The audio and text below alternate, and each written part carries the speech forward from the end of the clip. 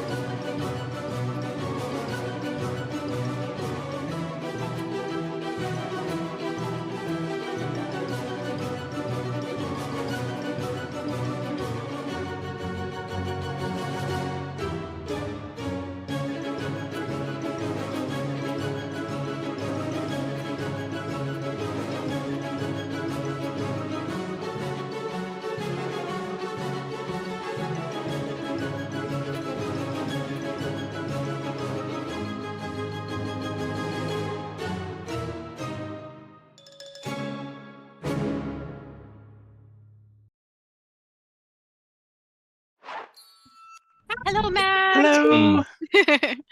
All right, shall we get into our recap of last episode? Josh, take it away. Yeah, so in our last episode, the Unsinkables began their session by finishing up, or I guess participating in dinner after realizing they had technically won. What? What? No, just keep going. Just keep going. Okay. Oh my God. Oh my God. I see what's happening now. Unsinkables had made it to dinner. They technically won, but lost the dorm decorating competition due to being slightly late because of some cosmic brownies. But everyone managed to make it through dinner without much of a fuss, which led to the highlight of the session, the club party, the club, the school club party, and figuring out what all the fun clubs were. There was a myriad of wonderful, wonderful clubs. The ones to highlight, Neora and Iro both ended up joining the animal lab, but there was kind of two parts. There's a plant side and an animal side. Neora ended up with the animal side, and Neora ended up on the plant side. No, backwards. Neora ended up with animals. Iro. No, okay, I got it right the first time. Iro ended up with animals. Neora ended up with plants. Neora also ended up joining the Maris's cheer squad. And also ended up in the fitness and fashion, along with Maris. Fitness and Fashion Club will be making the uniforms for Maris's amazing cheer squad. And the out of left field joiner for the cheer squad was Farkas Wagner, a group of the Bestie Squad who I believe Maris lifted to convince him that it was time to join the cheer squad, which was incredible.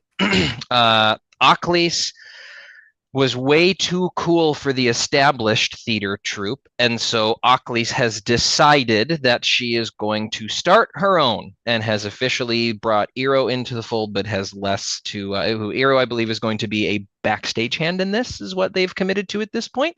But everyone else is still unaware of this beautiful, amazing opportunity that will be given to them here soon.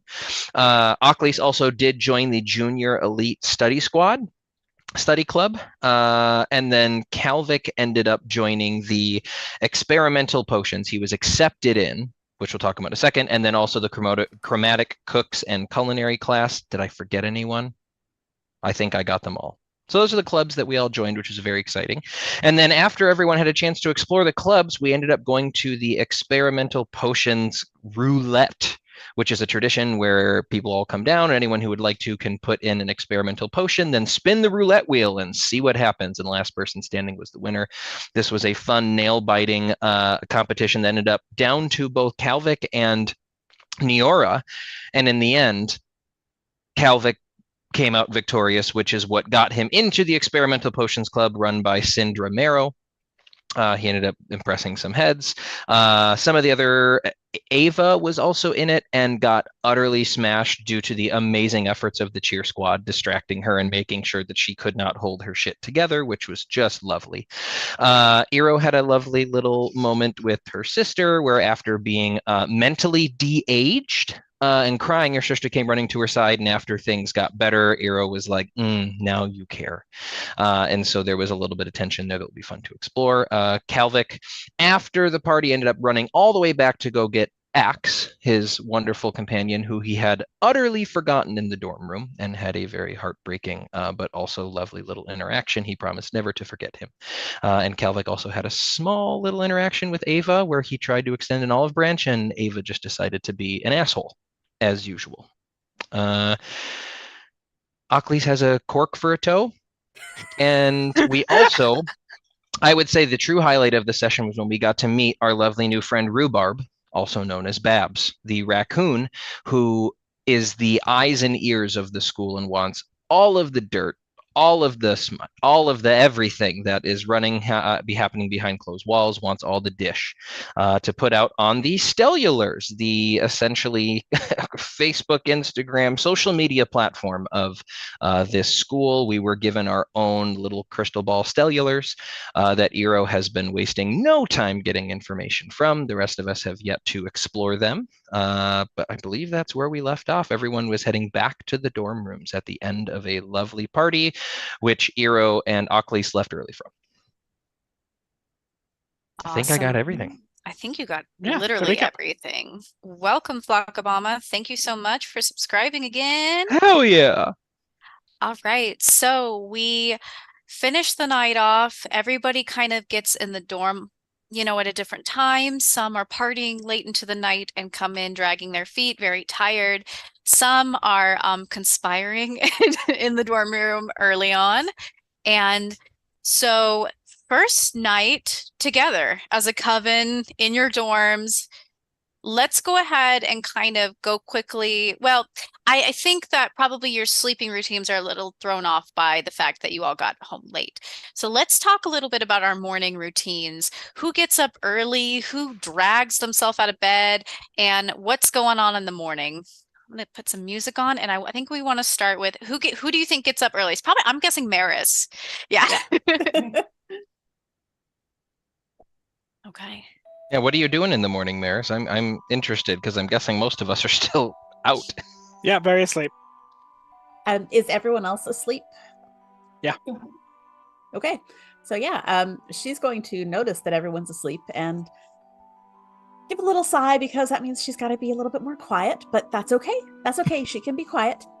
And she is going to start off her day with a bunch of push-ups and sit-ups, and just sort of warming up her body, doing some stretches. She does a couple of like headstands against the wall in the corner, just anything to get the blood flowing, get herself woken up.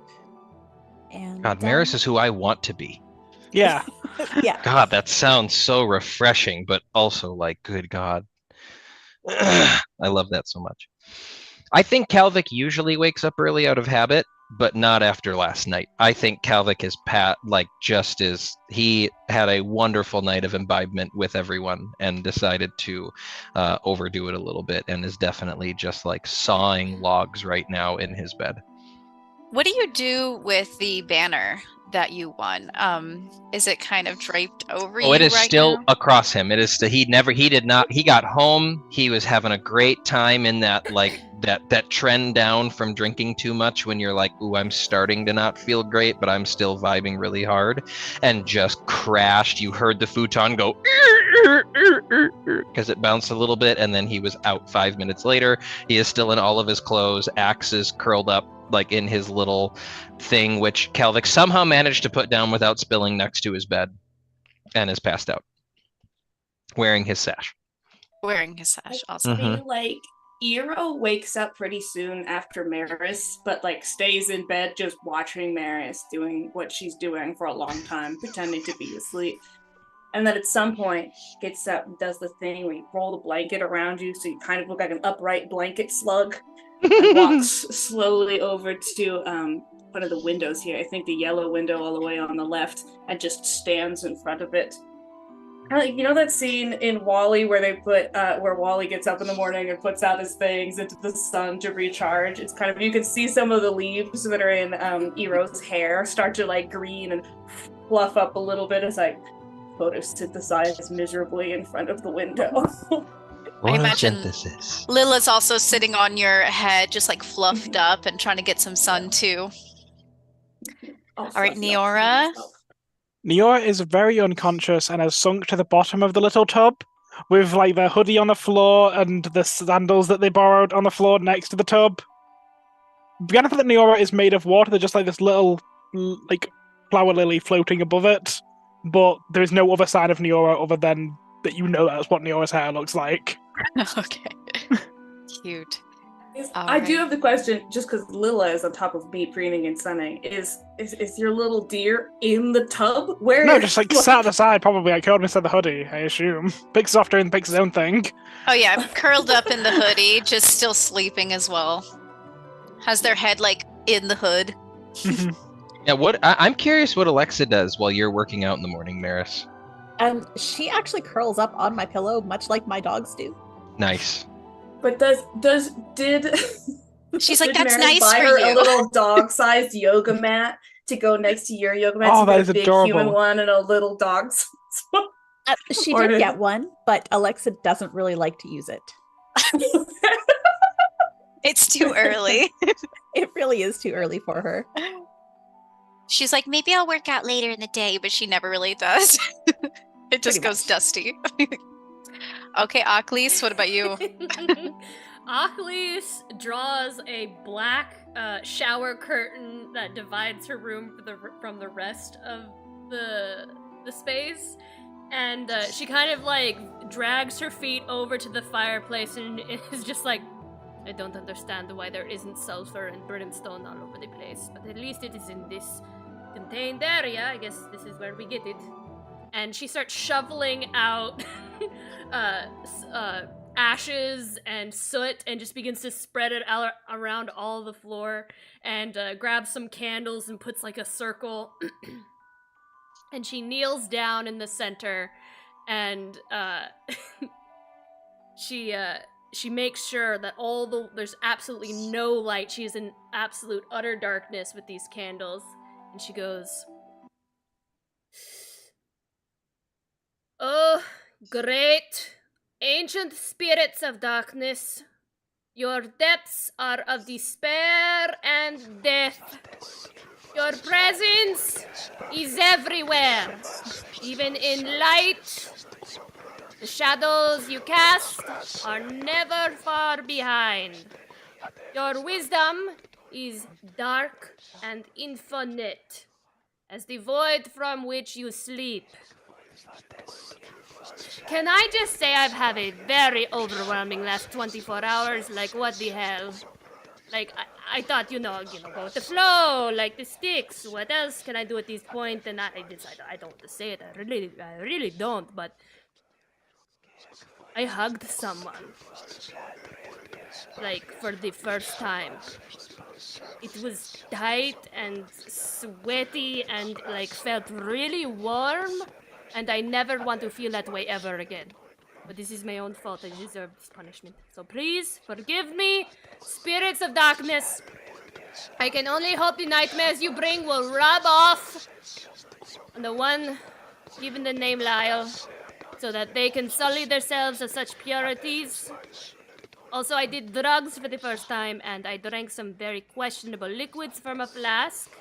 And I feel like that's gonna at least redeem me for the hug, so moving on. I also held the guy's hand, another first, and I felt things like tingly things in all kinds of places.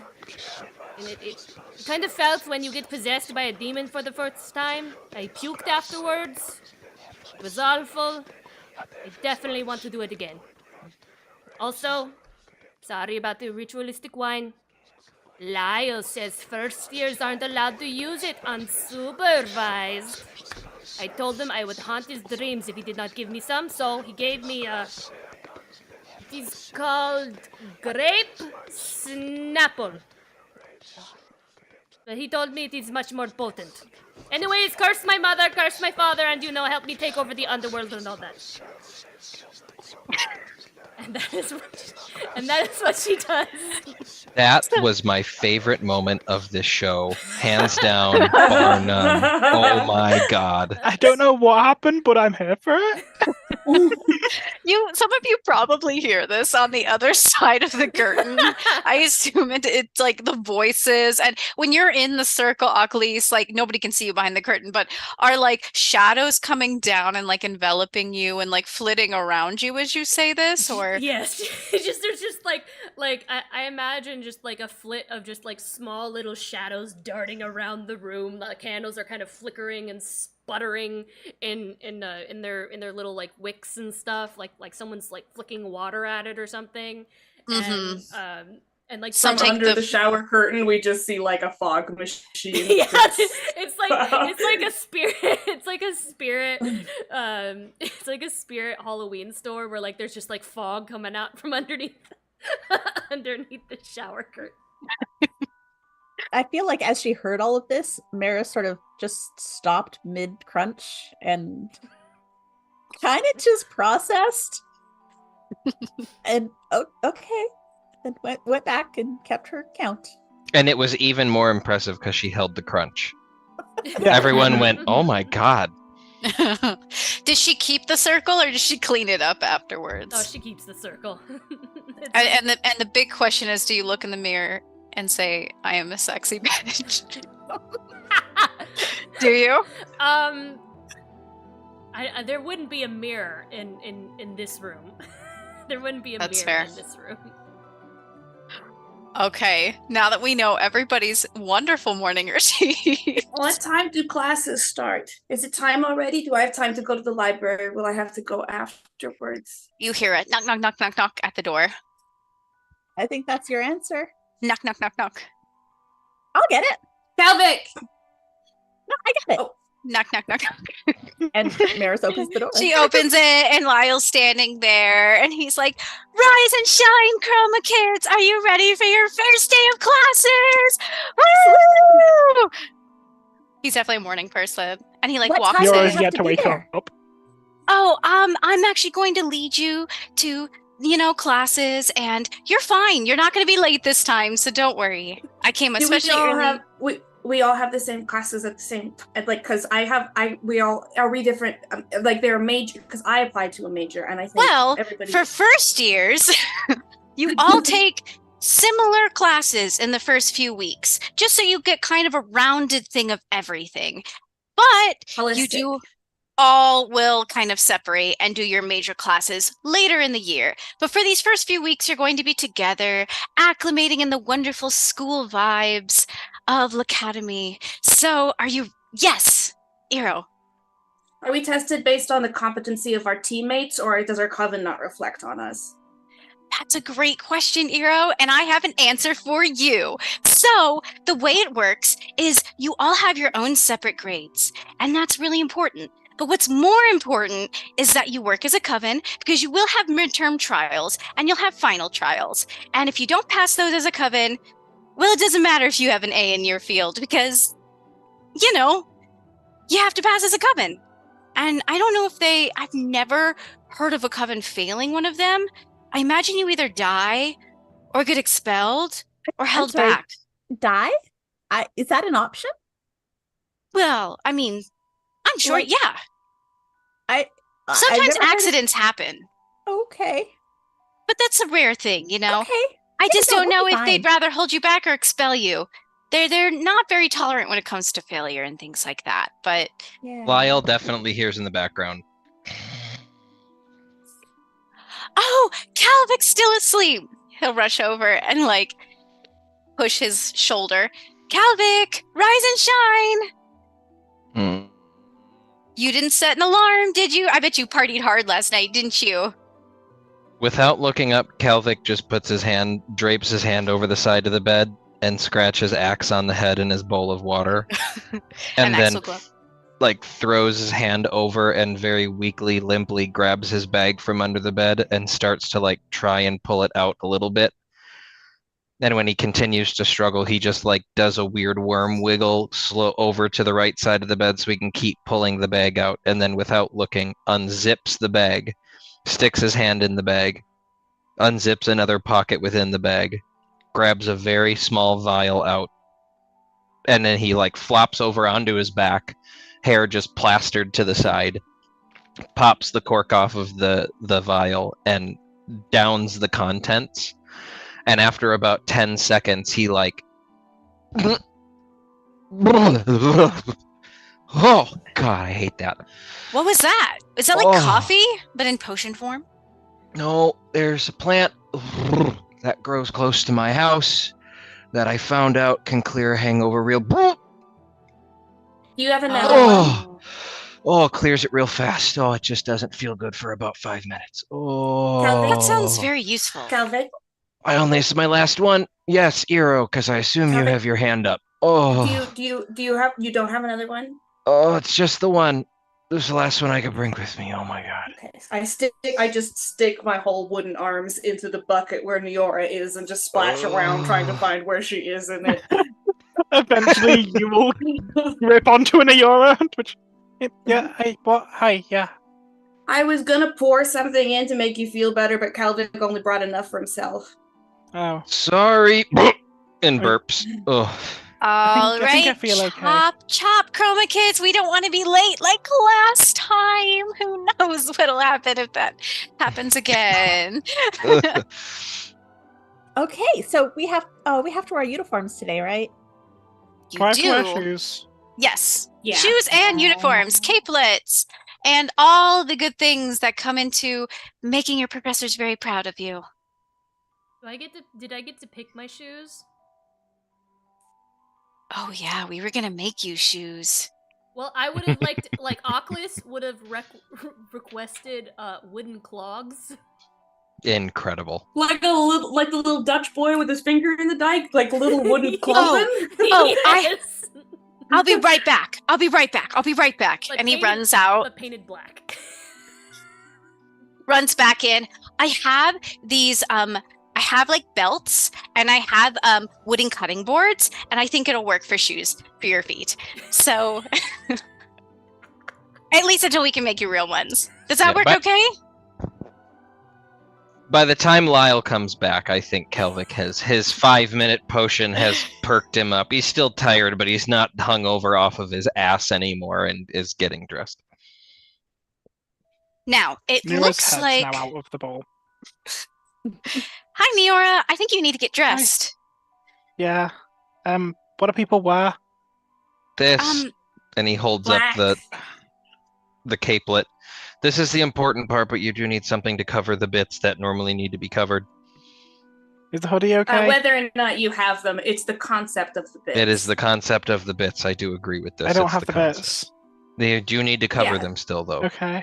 where they would be. Yep, Where they would be if literally you what were you were human. wearing, what you were wearing yesterday would be great. Okay. Neora kind of just grabs the hoodie and just. Is that the only thing you have to wear?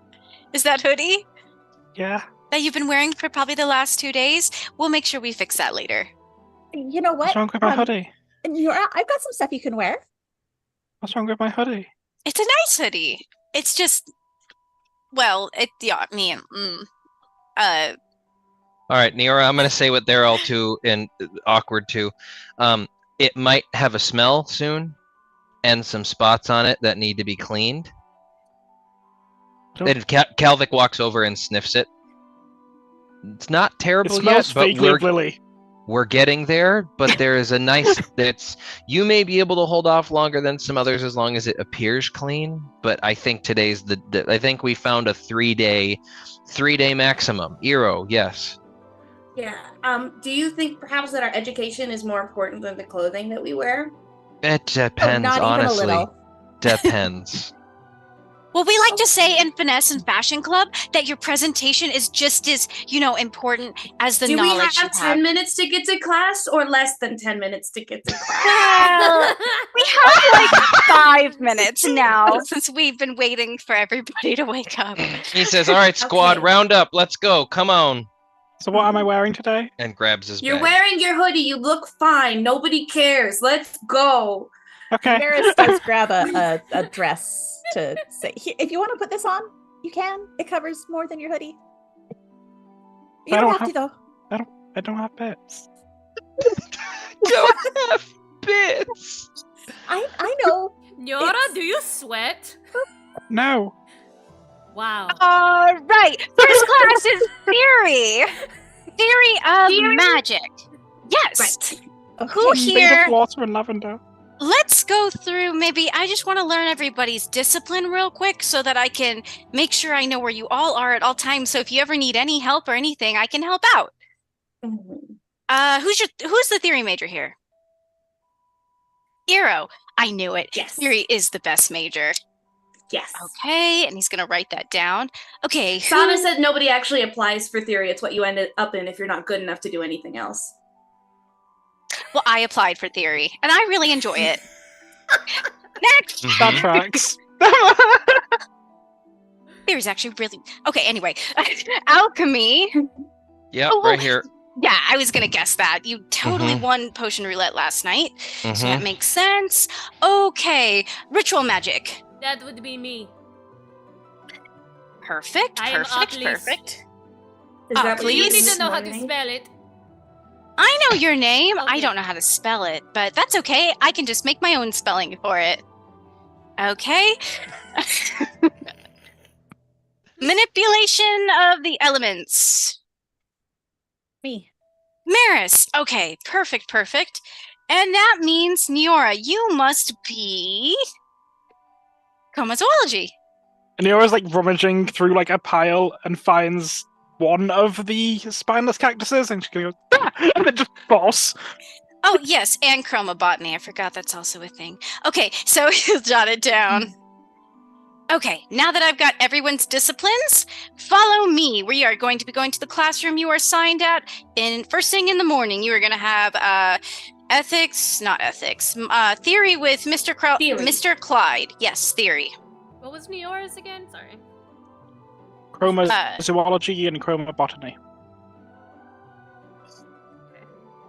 Neora does plants and animals, and that's like about where they land. Writing it It's a down. good it's a good major. It's a good discipline. It's not as good as theory, but that's okay. Let's go. So he will lead you out of the dorms, down the spire of stairs that some of you fell on last Kalvik's night. eating a leftover Danish from yesterday and sipping on his water bottle. We're gonna imagine this is a cactus for today. I don't have a cactus plushie, so Mhm. I'll hold this. Normally you Axe get is with him. Axe is access with you. Kalvik. Okay. He Good to took know. Axe How with are you- him. How are you Is carrying it just like Just a bowl of in a water. It's bowl? like a fish bowl, but with water. him? Then an axolotl. Okay, perfect. Okay, yeah, and of course, the little axolotl is like swimming around very quickly, looking at everything as you walk. Mhm. If you wake up a little earlier in the future, you can, of course, grab breakfast, but we are a little tight on time. So he will go out into, you kind of get a little lost as he's leading you through the castle. There's so many different hallways and rooms.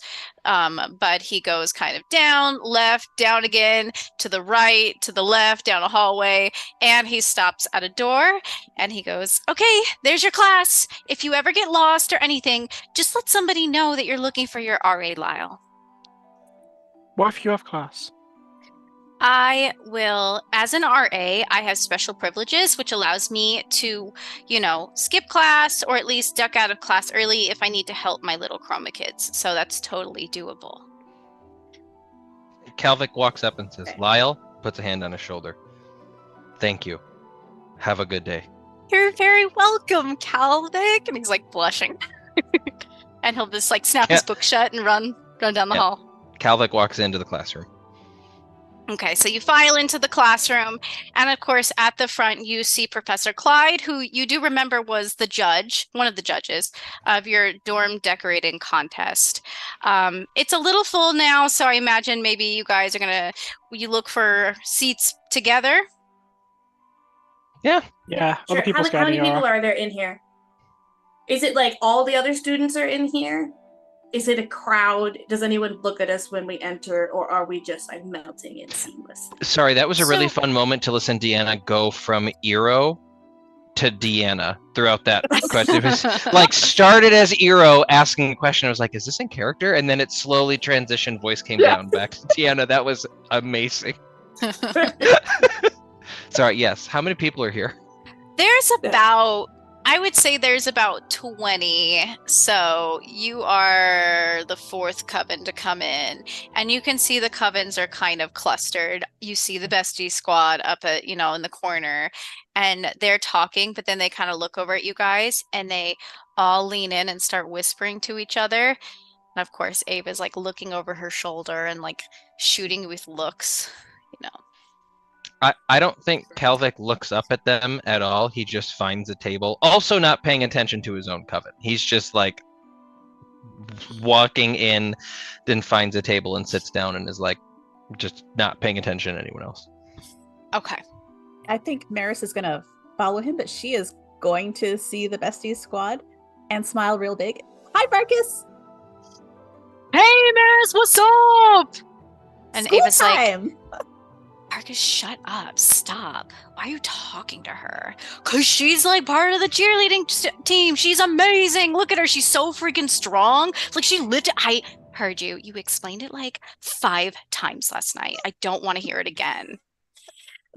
I would like to do a brains check to just really creepily scan over everyone in the bestie squad to see where they lie on the Farkas is fine to have interests that don't align with Ava continuum towards the we must all do what Ava says. Like who is like Farkas shut up and who is like Farkas can have a good time cheerleading. Farkas can follow his dreams. Okay, so you said you want to do a brains check for that? I don't know. I think it would be a brains check, right? To just like read the group, see who's where. Once you sit down, you can kind of look over very subtly and try to like assess their expressions. I'm sitting in the back of the classroom just creepily. I would make an argument that actually, as much as I don't want to step on your stuff, I feel like that might be a charm check, not because you're trying to charm them, but because it takes like knowledge of social cues to know who is agreeing and who's not, which makes me feel like it should be a charm check. That is a fair D20 versus a D4. No, I'm sorry. Like I said, I didn't want to. I will leave it up to Danny, but I will say, unfortunately, I do think the charm makes sense. I'm so sorry, same team. The charm makes sense, but it would be pretty low because if you're sitting there like staring at them, they're not hiding how they react. So like a 5. Okay, so I have a D4 plus 1. Okay. If I get a 4. Then I can do it. You got a 1 in 4 chance. Yeah. It's a 3, and that's fine. Okay. Can I please give adversity tokens, seeing as I just poo-pooed her idea? Sure. How do you help out? How does Calvic help out? Well, so are you at all, like, are you sitting near Calvic when you're trying to figure this out? Like, I imagine that Eero is not trying to be subtle about this. Like, it's just, like, staring. No, I'm in the back of the classroom. Yeah, they can't necessarily see that. I mean, if they turned around at all, they would see that I'm sitting there going. But it's not subtle to anyone who's beside me. Well, that's right. If you are near, like, I'm fine saying, I think Calvic just picked a seat. If it happened to be near the back and you're sitting next to him, I imagine Eero's maybe saying something under their breath. And Calvic, like, realizes what's going on and looks up and is like, he almost got it. And then, like, starts to point out, because his charm is a 20. Like, you almost got it right. And then like points out who she maybe didn't get quite right the first time, and then is like, oh no, see that face? Like that's okay. And then goes back to like talking to Axe. So I need to spend 2 to get it up to a 5? Yes. I'll Calvic spend is one, used. and Okay, you're I'll spend spend one and you spend one, just to not Deal. use all of yours. That Sure. makes sense because Calvic is very used to the subtle social language that goes on, very passive aggressive things that like little signs of people's faces. He sees it all the times with his sisters. He sees it all the time with rich people at parties. So I mean, I imagine he would help Eero with that. That's good. Okay, so looking at the bestie squad, Ava, of course, is scolding Farkas, and Farkas is like, God, I didn't mean anything by it, just saying. Maz is kind of like looking at Farkas like agreeing, nodding with Ava. Kimmy Kiss is also like just like whispering under her breath to them, like, yeah, I mean, you really got to be careful who you associate with. I mean, like, they're not doing so well on the Stella, just saying, like, you could really bring our numbers down, Farkas, you got to be careful. And then of course Darcy is like sitting back in his chair just like trying not to fall asleep. he's not really agreeing with Ava, but he's also just kind of chilling. I think it's at some point too, like Ockley's would probably like go stand in front of him, not say a word, and then go back to go sit down. Yeah, like he's like this, and he feels there's a shadow that gets cast on him. And he's like, oh, and then you walk off, and he's like, his eyes follow you. And he makes a note, like when you sit down, if you glance over at him, he'll be looking at you. Across the room. I'm staring at him, looking at you. And he'll give you a little smirk. Ockley smells nauseous once more. Right before class starts, I'm sure I'll be cut off in this, but I am going to be still kind of muttering over my breath to Calvic. I don't think that Farkas is messing around with Maris, right? You don't think that like he's going to give her a difficult time? Calvic kind of engages again. Hard to tell. I don't think so, if I'm being honest. I think he might be too stupid. I was gonna say the same thing. I don't think he's got the brain power to mess with Maris on accident or on. This is subterfuge, I believe, is below him, and that's okay. I just think they have a common interest, like maybe. Oh my God, Neora, when I'm did sorry. you get here? No, it's fine. Just like, oh, you were like right behind Eero. That. Sorry, I think my But sometimes potion's people taking will longer say that to- they have common interests and they don't have common interests, and it's more about making fun of the fact that you have interests, you know. So I'll tell you what, Eero, you just keep focusing right on Farkas. If anyone can figure this out, and he puts a hand on his shoulder, it's you. And then goes back and pulls a notebook out of his bag and opens it up and starts writing something. And Farkas, you hear him just like, he's like, whatever, Ava. And he just looks over at Maris. He's like, hey, so like, I was trying to make up like a cheer last night, but I didn't know if it needed a rhyme. So I was just, writing in my notebook and being like, we're a school, we're so cool. Like, woo! That's all I got so far. No, I like the rhymes. Rhymes always help. Do you think like maybe howling would really help? Like, for our cheer? I've never been on a team that howls, but we do shout and we say woo a lot. And it's like really contagious. Like a howl. Yeah. Yeah, I like it. I like it. Add howling. Is it offensive if I howl? No, man, no. You're like, cool. No, it's fun. Watch. Okay, so when I howl, like all the wolves are gonna howl but you can do it too. This is what I wanted. Okay. This is what I wanted to happen. All right. 3, 2, 1. Oh! And you just hear, like, almost like instinct, the rest of the werewolf students, they're just like, oh! And you hear at the front of the class. Okay. Excuse me, class is starting. Yes, quiet down, please. And everyone's just ignoring poor Professor Clyde as he's like, okay, we should stop. and he like picks up a little bell and he's like, ding, ding, ding, ding, ding, ding, ding, ding, ding, ding, and slowly it starts to quiet down. He's like, oh, thank you. Yes, I know it's very tempting to want to howl in class, but let's try to keep it until afterwards, okay? Because theory is more about language. And yes, of course, howling is a language in and of itself, but we want to use more complicated language when we talk about theory and how it relates to us and the society around us. Yes, so raise your hand if you're a theory major. Yes, okay, yes. And so those of you who are theory majors and are going to be taking the class throughout the year, you will have some extra homework for after class, and your homework will be to explain the best method of magic to improve a healthy chroma society. That is, does that sound like that might be okay? Did Calvic hear Eero squeal in joy when they heard extra homework? But you did see that ooh kind of expression. Yes. I'm gonna raise my hand here. That assignment doesn't make any sense. Are we just saying what kind of tradition of magic we think is important? I don't know what that means. Yes, exactly. What method of magic you think best improves a healthy chroma society? Yes, there's going to be many very different answers, yes. Chroma society for humans. Oh, no, chroma society for anyone who practices chromatic magic. Okay. I imagine Thanks. all of you most of you have come from chroma society, mostly because you're here now. Of course, there are the special few who have come from monochromatic societies. Welcome. However, for now, we're going to focus on chroma society and how we can use our magic to help them. This is what theory is about.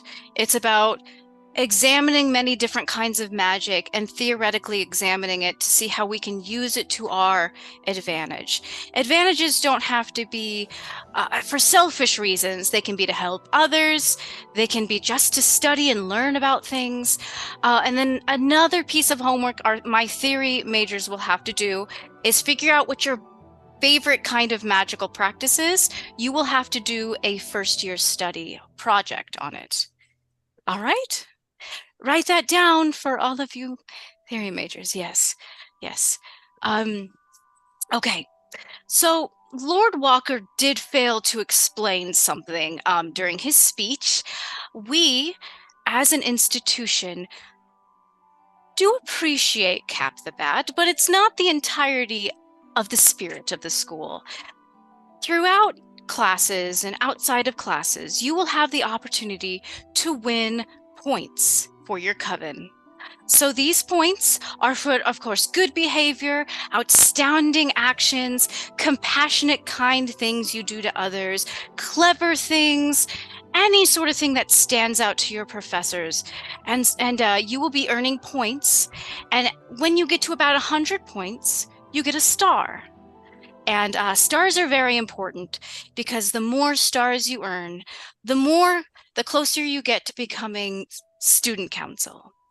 I'm sure you saw some of the student council members the first night you came here, and I'm sure you all aspire to hold that rank in your third year. It's only a third-year position. So do your best to earn as many points as you possibly can, and you too may be the next student council. And the covens around the classroom are, ooh, and the Bessie squad's like, man, we can do it. Just fucking points. Who cares? Like, we can do that. It's easy. And Professor Clyde looks to Maris. Yes. So we can win points. Can we lose points? Oh, yes. Yes, you can.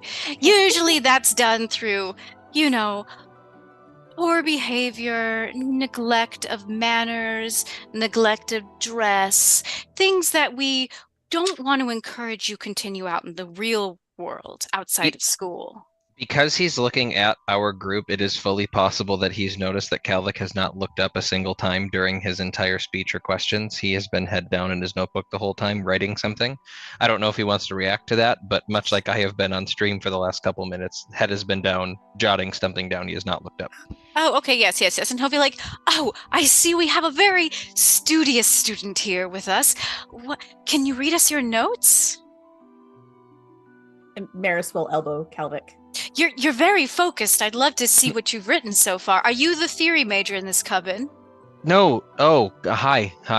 No, that would be this. Yep, that one. Raising hand. No, I'm the alchemy. But you're still very interested in theory, obviously. Yep, absolutely for sure. Taking very good notes on exactly what you've been saying and the words that have been coming out of your mouth. Professor Hi. Clyde. Professor Clyde, thank you so much. Perfect. And he'll trotten over and kind of take a peek. What does he see? He just sees cosmic brownies and a list of ingredients that Kalvik is trying to piece together from his tasting the cosmic brownies from dinner last night, trying to figure out what the recipe is. Writing down what he knows about what normal brownies are, and also goes into what he thinks might have been in the cosmic brownies. He's not very far yet. Oh, I see. I think you may be a little confused. What was your name again? Cal, Cal. Professor. We're not discussing cosmic brownies right now. Right now, we're discussing theory, because this is theory class. Mm-hmm. Theoretical magic.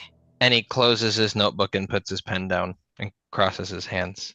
Yes, Professor. Thank you. Yes. But as I was saying, because this is very important for you to hear as well, everybody needs to hear it in order to benefit their coven. You can lose points, so try your best not to. Tardiness, of course, and you hear like the bestie squad snigger very, very loudly in the corner. Would take points away from you. So just make sure you don't do that again. Anyway, moving on. We're actually going to be taking a field trip today. Yes. If, like, hypothetically, like, a student tried to murder me, would that deduce their points? Not naming any names? Well, yes, I imagine it would do that at the very least. Yes. What an odd question. Yes. Are there retroactive point devotions, or is it only on things that are currently happening? Oh, it's only what's currently happening. Of course, if a professor comes and says they witnessed you doing something, of course, then perhaps that would be a thing that would happen.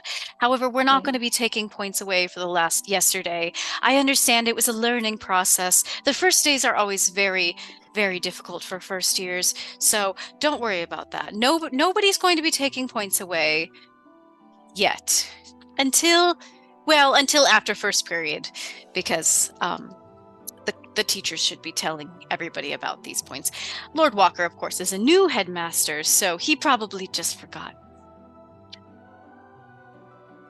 All right, we are going to be taking a field trip today. We are going to be taking a field trip to the library because theory majors and actually all of you will be attending the library on a regular basis to do your homework, to research your disciplines, and of course just to learn, because learning is why we're here. Okay, let's go. And he clip clops out of the class. How much bigger was Eero's squeal of joy when he said the word library versus when he said extra homework? I think the library is more exciting than extra homework. I do think it is more exciting than extra homework. It's more exciting. Not by a lot, but it is more exciting. I think Kalvik literally leans over and goes, I know yesterday was exciting for me, so I'm glad you have an exciting day today. I'm sure they'll let you eat something disgusting later if you need to. Oh, it won't be disgusting when I'm done with it. And he stretches. Okay, library time. All right. Let me change over the map, because he is going to be walking you across the school and down, of course, through the weird maze that you guys went through with the hall, left, right, up, down. And he is going to take you to the right side of the map, the very right side of the map, where the library is. Ooh. Oh, I'm just watching people disappear. I'm like, it's coming for us. Alright, where is it? How do I... Not it. I was about to say, we are in a, like a... Yeah. Holy shit, this looks so cool. There we go. I can't see it yet! I'm so jealous! Let's wait for everybody to come in. Sorry. Ah! All right. I take it Nira you gets can lost see in now? there and No. No, not yet. Okay. I think Deanna got so excited her audio went out.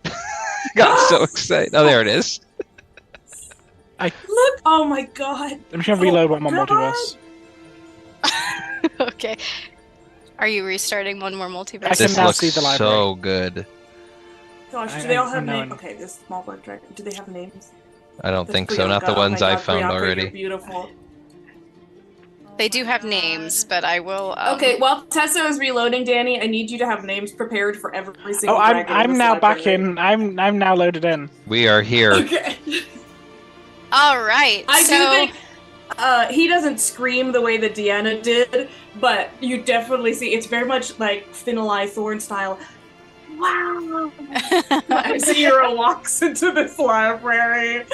It's an amazing sight. It's an especially amazing sight for those of you who have never been in a library at all before. Like, this is so many books, more books than you've ever seen in your whole entire life. And Clyde will lead everybody into the library, and even the bestie squad kind of stops and looks around. They're actually quite amazed by the sight of it as well. Upon stepping inside, you feel as though you're transported to another world. If you've ever been to a library, which some of you have, they tend to be very common. Void of distractions, usually tables, desks, four walls, and books. But in here, it feels wild. Thick vines hang from the walls, and leafy ferns push their way over every solid surface. Towering bookshelves stretch out in every direction, filled with volumes upon volumes of knowledge accumulated over centuries. Let's see. The air is heavy with the scent of old parchment and the faint fragrance of enchantments, even though practicing magic is not permitted in the library. That's a big sign at the front of the reference desk. There are sections on each shelf dedicated to spells and potions, where ancient tomes crackle with dormant magic. But amongst the bookshelves, hidden alcoves offer cozy reading nooks. And you'll notice each nook is adorned with plush cushions and draped with tapestries spun with threads of gold and silver. And many of these are taken up by small, scaly patrons of the library. Wyverns perched atop tables and couches and flying lazily from shelf to shelf above you lend an air of mystical protection. With their keen eyes and razor-sharp claws, they act as guardians of knowledge, ensuring that only those deserving of its bounties are granted access. Their presence instills a sense of awe and reverence, reinforcing the library's aura of mystique and wonder. So Clyde will make his way to the front of the library and give a kind of a clap as he does. Well, actually, he probably brought his little bell. So he does the ting, ting, ting, ting, ting, ting, ting. And he tries to get everybody's attention, and everybody's looking around. And they finally make their eyes go to the front. And standing in front with Clyde is a very pretty person with, they're actually quite young. They look like they might be in their mid-30s, like early 30s, and which is quite odd. You were probably expecting maybe like an older librarian. But they do have like a gray streak in their hair, and they're very poofy brown hair, and they've got like a tapestry around them, which is red and gold. And they look at everybody and they say, "Hello, my name is Priyanka. You've probably heard of me." No, but I love your library. Thank you. Please do not touch the wyverns. They are very deserving of respect. Our wyverns protect the sacred knowledge that is carefully curated and preserved within these hallowed halls. They are just as much librarians as I have, so don't touch them unless they touch you. Got it? Wait, so if they touch us, then we can touch them? Yes. That's it. Achilles just stands very, very close to a wyvern. You just like try to inch up to Just one. Which one? Inching up as close as I possibly can. So you see a number of different ones. Like, you're going to see most of them are hanging out on like little nooks or bookshelves. You'll see a kind of chubby one, a chubby red one hanging off the bookshelf. You'll see like a black one who's just like cuddled up on like a cushion. You'll see quite a few. A blue one, a calico-looking one. Alphic definitely just like kind of not. I don't know if everyone's like in a line, like if this is elementary school rules, or if like people are starting to spread out a little bit. Calvic definitely goes towards wherever the chubby one is, and just very quietly while walking past pulls another one of the pastries from the Great Hall, quickly pulls one out and puts it up on the bookshelf where it is and keeps walking. Looking at the books around where it is. I'm curious what section the chubby one's in. Lagas, food in the library? Calvic, no. I was hidden from the big dragon and Priyanka. I was behind a shelf. These aren't the cosmic brownies, are they? These are No. totally This is not- just God. I'm not trying to get a dragon or a weird high. I'm just trying to feed the chubby one. So the chubby one is hanging off the shelf, but once you put a pastry on the shelf, its eyes grow like really big. It's like, and it like gobbles it up. And it's hanging in the area, of course, with the magical cookbooks and things like that of that nature. Which does mix. Yes, magical cookbooks. It does actually blend into with the alchemy. Like eventually it does go into alchemy as well, just because there's few similarities there, but so the red one does like eat that up, and so you just walk past, right? And it'll just puts it up nonchalantly and then keeps looking at all the cookbooks. And as you walk past, it'll slip off the shelf and land around your shoulders, and just lay around your shoulders. Calvic does his best to take it in stride. Just pauses for a second and goes, kind of heavy. And Priyanka will look over. Is so jealous. Her nose just poking out from her hair. Just like you could see one eye poking out from underneath her hair. And she's just kind of like the envious eyeball. I feel like Calvic maybe catches that look and just winks and keeps walking. Priyanka will like look over and be like, "Oh, that's Chua. Chua is very fond of the students, so she may choose to hang out with all of you. She's one of the more friendly dragons. Not all of our dragons are very friendly. We've got a wyvern on the top right room who is very protective of that room, and they might attack you if you go in there, so just be careful."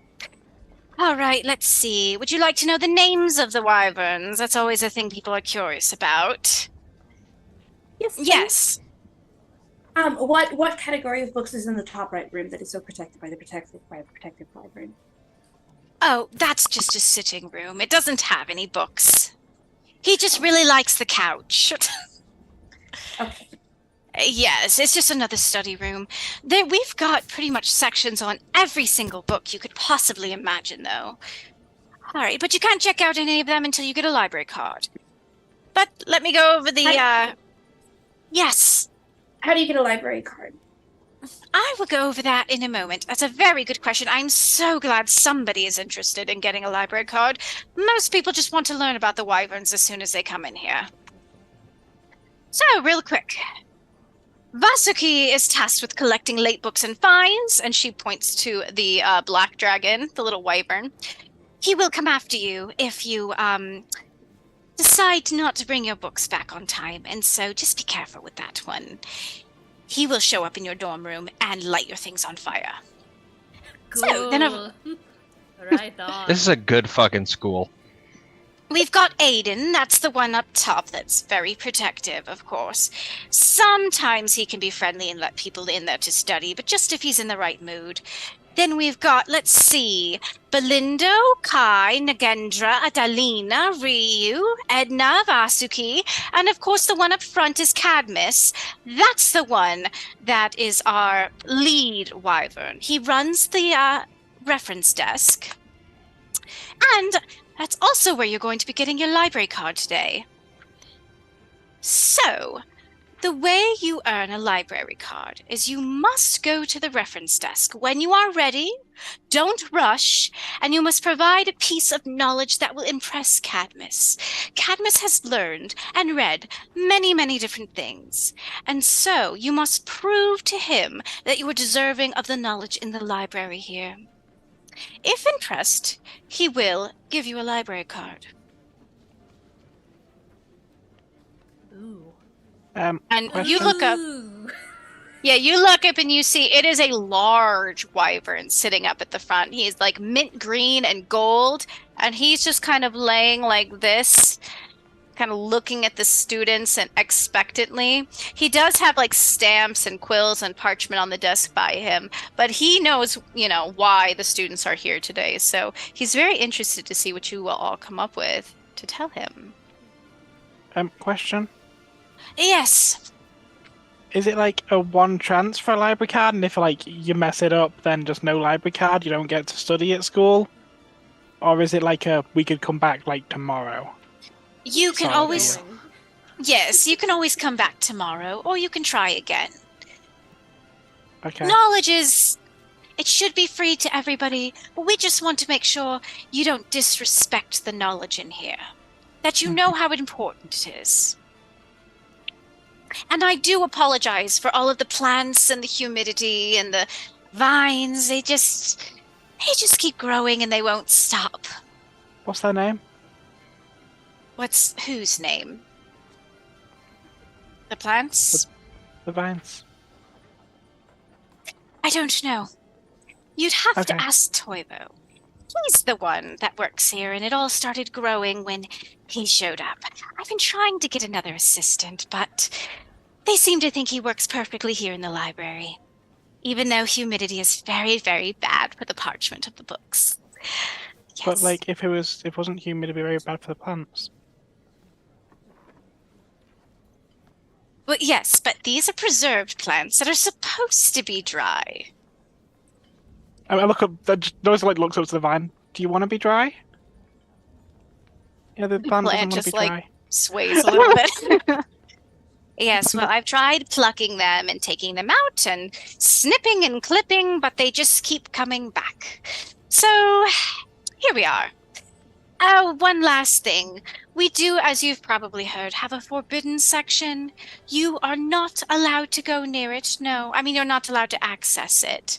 But if you're wondering where it is, and she points towards the glass cases in the middle of the room with locks, locking the cases, it's right there. I don't know why some schools have it hidden away where no one can see it, and students can just sneak them off the shelves, but ours is in open sight. So don't try to finagle it, trick it, get any of them. It's not going to work. It's just for show unless you have a very, very specific project, and only then under professor supervision. Do you have any books on necromancy? Yes, actually. How many? They're in there. And she points to the forbidden section under the glass cases. How many do you have? We have quite a few. None of which are accessible, unfortunately, for you, dear student. We don't have any necromancy projects going on right now, so I imagine they're a little dusty, which is very much how they should be right now. It hurts my soul to keep knowledge locked away, but knowledge in wrong hands can do a world of damage, as you know. Well, maybe like, a underworld of damage, maybe, but it can And, do a world of good, too. Darcy will slip up behind you and kind of nudge you with your shoulder with his, and he'll like motion towards, in one of the cases, he motions towards like a black leather book with bones on like the front and on the spines. It's like lining the cover. I'm And definitely... he kind of gives you a look. She, her eyes get really big and excited, and then she looks back up very, very quickly at Professor Bianca, and she's like, I definitely, am not interested at all in getting that book, ever. Good. Never. Good. Because Don't it's want very it, no. difficult to do so. Of course. But just so you know, in case anything happened to the book, I would not want to do anything with it. Well, it's very unlikely that's going to happen because these wyverns do protect these shelves very, very closely. Of course. Helvig at this moment is scritching one of them under the table. I would say I am burps. absolutely just like scratching. I also feel like, especially after Priyanka brings up like needing to get a library card, needing to impress. Is there like a rush of students to the desk? Mm-hmm.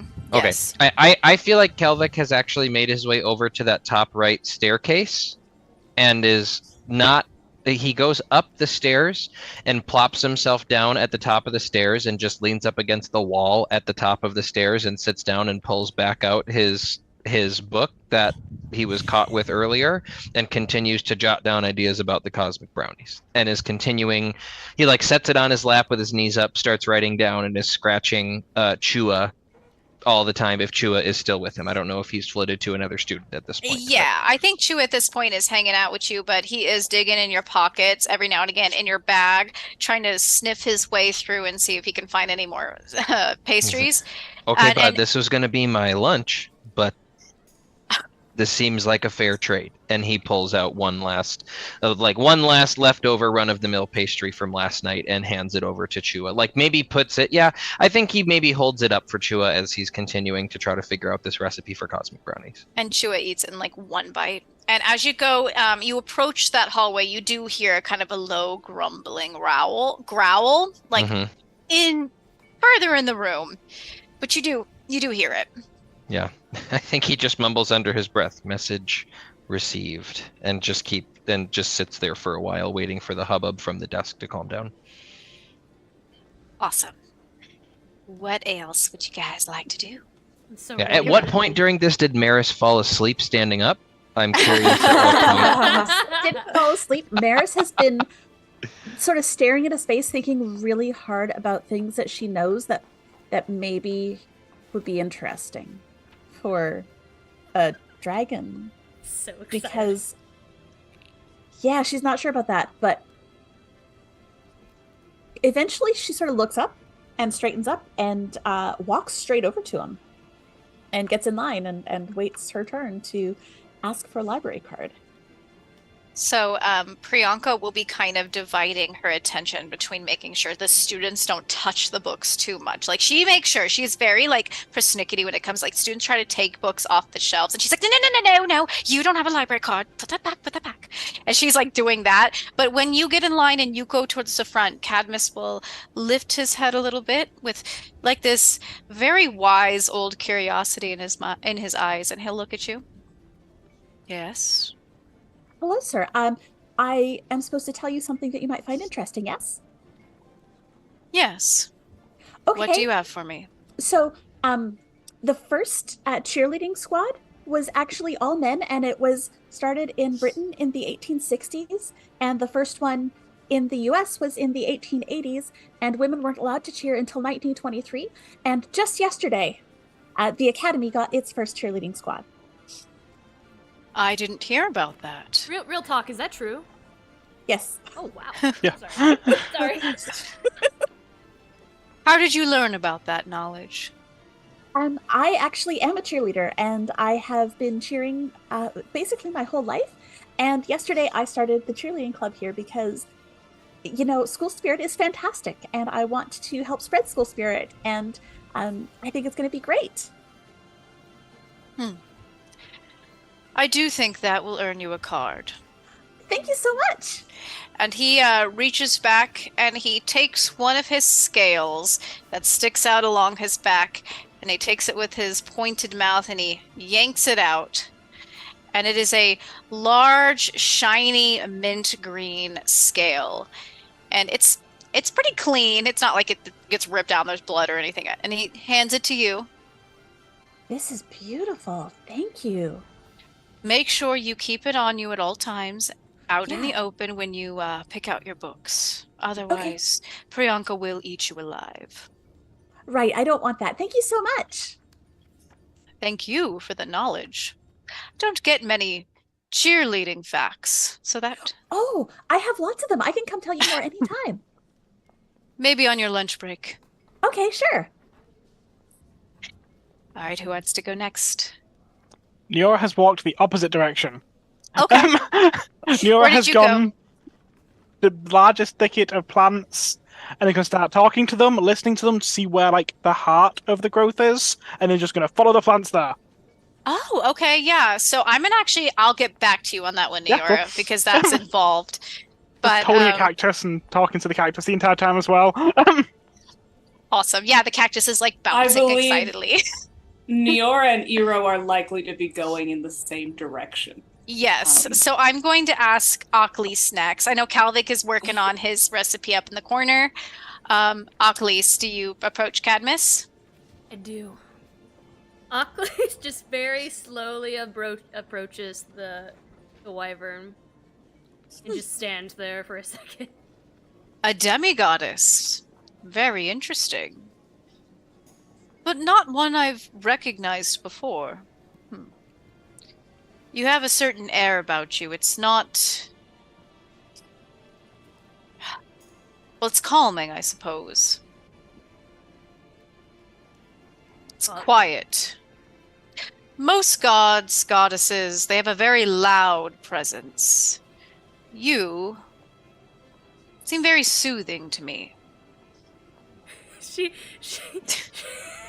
She is just kind of like the more he talks about her and what like he sees and notices, like her shoulders just raise higher and higher as she gets more uncomfortable. But I don't have a feeling I'm making you very calm. So, what knowledge do you have for me? She leans in real Oh, close. whispering. Real close. She's not whispering, she just leans in real close and she says, I know what happened to Tupac Shakur.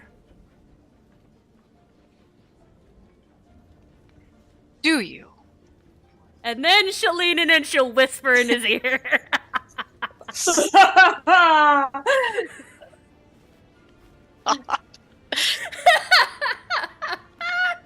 And she will tell the wyvern what happened to Tupac Shakur. Not even our oldest tomes have that knowledge. Did you know that Tupac Shakur was actually part of Chroma Society? Yes. Yes, I did. Yes. Well, thank you for that knowledge. I Don't tell anyone. I can't even write it down. No, don't tell anyone. Yeah, and How you do know you- why? You know why? Because what I told you in your ear is why you can't tell anyone. How do you know such knowledge? And how long have you been carrying that with you? How long have you been carrying such a burden? I speak to lots of dead people. You know, you have an invaluable resource if you're able to do that. Of course, they do say necromancy and communication with the dead is forbidden, but you can learn a lot of knowledge that way. I would very much like to expand upon that knowledge and use it in a very... She kind of like looks over at Iro, like from behind her. It's like, what would Iro say? What would Iro say? Iro is gone. No, I know but she looks around as if she's trying to gather inspiration from what Iro would probably say. I would like to use it in a very positive light because as being as familiar as I am with souls, I would like to do good. I appreciate that. I respect that. Of course, I am only a wyvern of the library. Just if you just put in a couple good words, we could work on it, workshop. Good work. I'll see what I can do. And she- he bends back, gets one of his scales. It's not And about hands what it you to her. know, it's about who you know. The wyverns do I tend to think- listen to me every now and again. And I will take the scale. Awesome. That was really funny, actually. Okay. I think Iro. Am I good to go? I think this might take a minute. Iro is going to.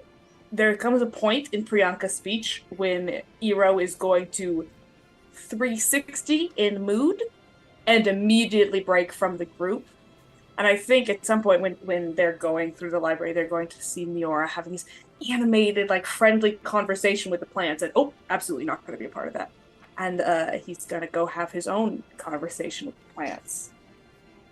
He's going to try to find the most secluded, no wyverns, no students, hopefully whatever area is the quietest he can, but plenty of plants, and use one of her abilities, which is read the roots, to stick, it's going to be his hand this time, if he can find a piece of soil or moss or someplace that he can feed the roots of his fingers into and learn one fact about the history of a location. I believe it's one adversity token to do so.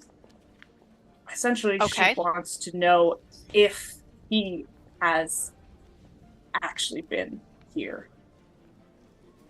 Okay. So you find a very damp patch of moss, which is hidden behind one of the bookshelves. And you're going to dip your fingers into the wet moss and close your eyes and commune with this moss, right? And kind of try to find the question specifically has your uncle been here in this space? So you close your eyes and a rush of familiarity hits you. You feel your uncle's magic in these walls, in this moss. You feel it in the air. You feel it in the humidity hanging from the air and from the plants around you. And you get the feeling that, or I guess you would know this from the moss itself, that the moss and the ferns and the plants and the vines all came to be here because he is here too.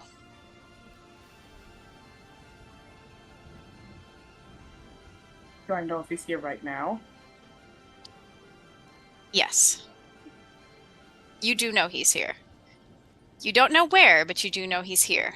Because everything around you, these aren't old plants. These are fresh plants that keep growing despite Priyanka clipping and pulling and trying to weed them out of the space. They are just always coming back. So the magic is fresh and the magic is here. Could I do a flight check to try to find him without him finding me? Yes, yeah, you can do that. Go ahead and see. Flight check of, let's go for 7. Because you can kind of get around being unnoticed and, like, hide behind the bookshelves, look around, peek into certain spots.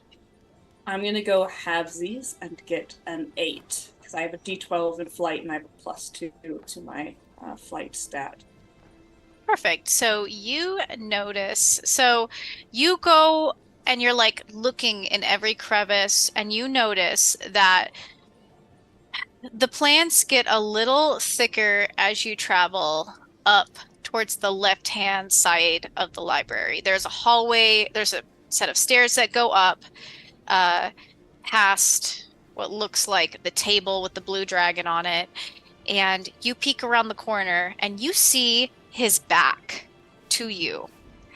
And I would like to slip into Niora as you're asking who the source of these plants and this magic is.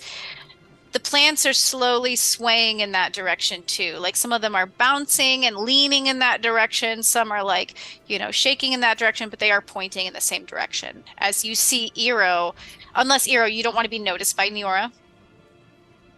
I would like to do my best not to be noticed by Niora if that's possible. Okay. Yeah, Niora does not have a high enough perception stat to acknowledge anything other than the plants they're currently talking to. This is full coward hiding in a bush as Niora passes, following the beautiful love of the plants. All you see is the massive back, huge height. 9 feet, is it? Or, yeah, 9 to 10, 9.5, something like that. 9 feet tall. The library ceilings are quite high, But this man is giant, and you notice the greens and browns, and you notice the small plants growing out of pockets and vines around the shoulders, and you notice the back of arms, which are rough and barky. You notice who it is. And would you just like to stare? Is that what's... I think Tessa may have froze, but Eero is absolutely staring. Yeah, sorry, my Okay. camera does not like me right now. I do sincerely apologize. It's okay. Tess will probably, if Eero is just giving like an intense stare around the corner, Tess, do you want to tell me what you want to do? Yeah, so Neora can talk to plants as if they were people. They're the same thing to Neora. I've got a feature which is Wild Speak Plants, so I can directly just talk to them. So Neora's kind of chatting, asking how they're feeling about being, consistently clipped and weeded, because that's got to feel kind of shit. Yeah, they're complaining to you. They don't get a lot of chances to complain to people, so they're definitely complaining to you about how much Priyanka's mean, and she takes big scissors and chops our arms off and our leaves off. And Neora will try and comfort them, and basically try to Neora isn't assuming a dryad. Neora is assuming basically a original plant that they're all kind of growing out from, in a very planty sense, not a dryad plant sense. Well, so Neora is very much following that to the person. Our plant parent is in there, and they just point. He's really nice, and he doesn't clip us, and he waters us, and he protects us. To which Neora, a lot shorter, is going to kind of follow all the plants going through. Mainly also introducing the cactus, because the cactus never met any other plant outside of ones Neora made, to these vines, and just kind of having the cactus kind of having a good old time and having a chat as they kind of come up, and then almost kind of obliviously kind of walk into the dryad, not clicking for a little while that it's a person. So you'll walk into him, and he'll turn, and he has cradled in his hand the little mouse that had went to go get Aklis with the death symbol on their wings, and you notice one of the wings is bandaged up, and he's in the process of bandaging the wing of that little harvest mouse. But he looks at you, and I'm going to actually give Deanna the opportunity to describe what this very giant dryad looks like. All right. Well, Toivo is massive and ancient, 9.5 feet tall when he's not in his tree, and he's certainly not in his tree right now. He's a red oak with very dark reddish-brown bark skin and long gray-green large oak leaves and a good bushy beard. He's got kind, drooping eyes and very large, wrinkled hands. He's just very Treebeard, comforting older figure, massive older man holding this tiny little mouse within his hands. He's got a deep, rumbling voice and a very still, quiet presence. So even though you are surprised that he's there, you feel like he's been here the whole time.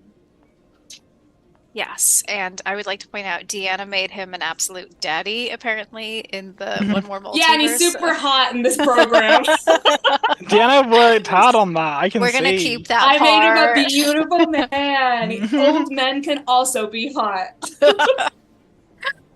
Yeah, so he'll cradle the mouse, and he'll look down at you, Neora, and he gives a small smile, and he's like, "Are you lost?" You're not fun. No, I'm not. My name is Toivo. What's yours? I'm Neora. I was kind of hoping you'd be a plant. I'm sorry. That's rude. I'm sorry, can I start again? Well, I mean, I'm a dryad, so not exactly a plant, but I could see how you might mistake that. You kind of give plant energy and vibes. Well, I was talking to your children over there. Yes, they just keep coming back, don't they? Yeah, they seem really nice. I don't know why they're being so mean to them. Oh, Priyanka just doesn't like plants in her library, which is understandable, but I mean, but the plants they need to grow live where they too. choose to grow. I mean, like, but they should have just as many, like, you know, they need to live, and this is where they live. Like, isn't it kind of mean to like cut them? Well, sometimes they just don't understand. Sometimes that's what happens when you move into a place and you're just wanting to live and no one else wants you to be there. Yeah, But that's nothing for you to worry about. This is your first day at school, isn't it? like technically a second. Like I arrived yesterday, so Well, I mean, we do have some books in here, and some plants, but mostly it's a study room and a meeting room. Would you like me to lead you back to the desk? oh no, I'm not really good at books. You don't like to read? Like I think it's fine in concept, but like um there wasn't really schools in the river. I understand that. It took me a long time to learn to read when I first came here. So like I thought I'd talk to the plants and like probably like, they live around here, so maybe they'd know the information too. So like if I needed to study I could just chat with these and these guys seem really nice. And like Patrick here hadn't met anyone before and like so I wanted to introduce him to people. But like and, Is this Patrick? And yeah, and hold up Patrick. he'll hold up Patrick. Hello, Patrick. And it'll give like a little excited wiggle. It's a very nice plant, very friendly. Just like Yeah. you. Um people being really mean to like the previous Patrick, so I kind of considered some of the factors that may make Patrick a little more like acceptable, I guess. And I spoke with Patrick's predecessors, and we kind of came to this conclusion. And now Patrick doesn't have any spines, and his fruit's edible. Do you keep Patrick in your room with you, or are you going to put him in the greenhouse with all the other plants? Oh, Patrick lives with me now, at least. Well, if Patrick ever needs a little company, you can always come here. There's plenty of plants here too. Yeah, they seem really nice. Well, this little guy looks like he's good to go. And he'll put the little mouse down on the table and it just like gives a little ruffle and a shake. And it skitters off the table, hops off to the ground and sees Occlese on the way out. Goes the opposite direction. I don't want to be rude, but like I saw one of them like 2 days ago, probably 2 days ago now. What are they? They're castle spirits. They help the students come home. Okay. Their job is to go out and find, the students out in the world and lead them here. Mhm. They're very nice, but sometimes they land into some trouble and, they usually come here to get help. Okay. So- Here, Ifra. So you're like capable with like healing magics and things? Yes, very much so.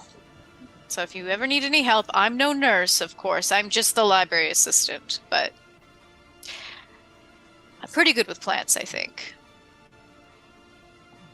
Okay. Thank you. You're just gonna sit down next to Vines again and start talking to Vines. And he'll turn back and just start, cleaning up his bandages, his supplies. Yura, how you doing? You stare. Hero, I think, is busy being a creep.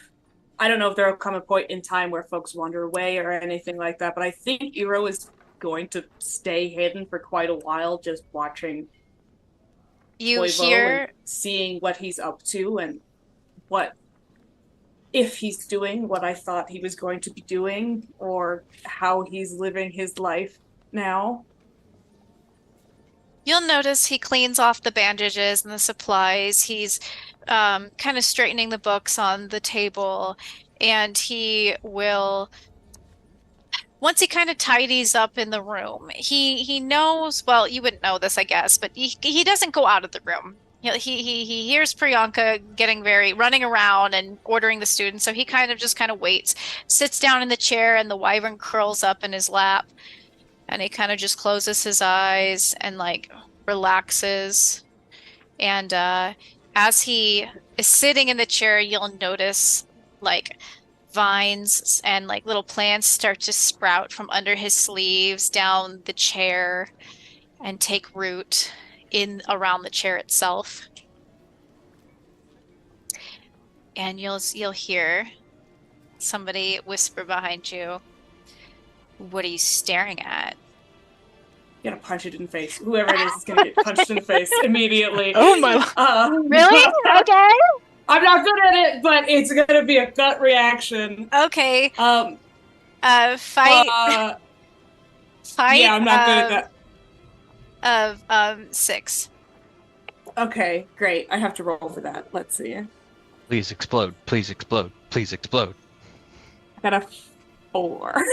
I got a 4. So what happens? Are you just like, like I spin around. I'm fully in the bushes. I am full like ghillie suited against the wall in the plants. Yeah. Whatever I'm fighting against is as I kind of slap some vines down the wall and it misses whoever it is.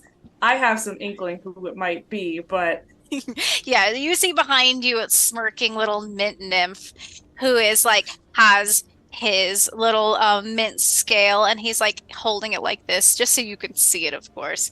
He's like, "I see you haven't earned your library card yet. Do you actually plan to do that?" is your problem? What is your problem? Do you have anything going on in your life at all? Yeah, of course I do. I'm at school with And you. is it watching me do whatever I'm doing? Is that your entire life? Are you just like literally hiding around and staring at people? I feel like that's all you do is spy on people. What are you doing right now? What is it that you are up to at this moment in time? Currently, I'm wondering who you're looking at. I just finished my scale and I checked out like 10 books. So I got bored and came looking. Well, to I'm see very what you were pleased doing. to learn that you know how to read. Of course I do. I probably read better than you do. No, I know that I read better than you do. What do you do successfully? I read. I'm really smart. Not that I have to explain any of that to you. It's just like... And he looks around the corner and he sees... Is that who you're staring at? That big plant Zaddy over there. Zaddy. Why do you care? Oh, I don't know. I'm just curious. Smart people are usually curious, you know?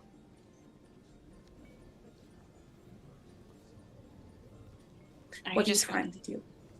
If you want to take a picture, you can take a picture. If you want to take Ava, you can tell Ava about how I stood in a bush one time. I'm sure she'll find that absolutely titillating. What is that going to do for you?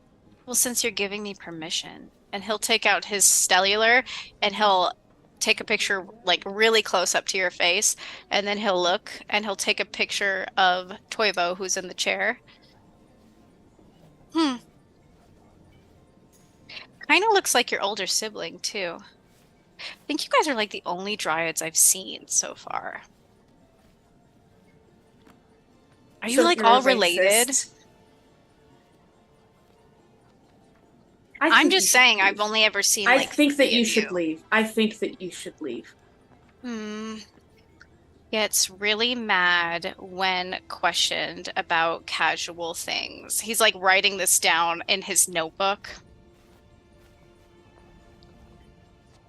Looks like they're about to cry when questioned about incestuous relationship with other dryads. Okay. Can you hear Has anyone this? ever loved you?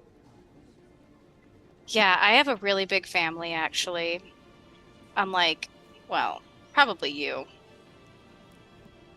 Oh my god. And they find something within you to love. That's incredible. I have to go. Can I at some point just be a shadow that just like overcomes this mint chocolate chip turd? Can I just like loom over and scare the absolute shit out of this thing? Yeah, you could. I mean, Iro, you ran? Did you run away past? Ira would like to try to run away. Yeah. I Ira mean, was like, there is no way for me to win this conversation. He spent most of his life with people who talk like Maz. Like, there's no way to win it, no matter what you do. You just have to leave and hope they don't talk to you anymore. oh. Can I, would I have with context clues kind of seen that whatever, like, obviously I didn't hear what was said, but like, context clues, like, whatever was said to my buddy Iro. Well, Iro looks like they're about to cry? Okay. I don't know. That's what the impression I get. I don't know. What does Iro look like? Yeah, what does Iro look like?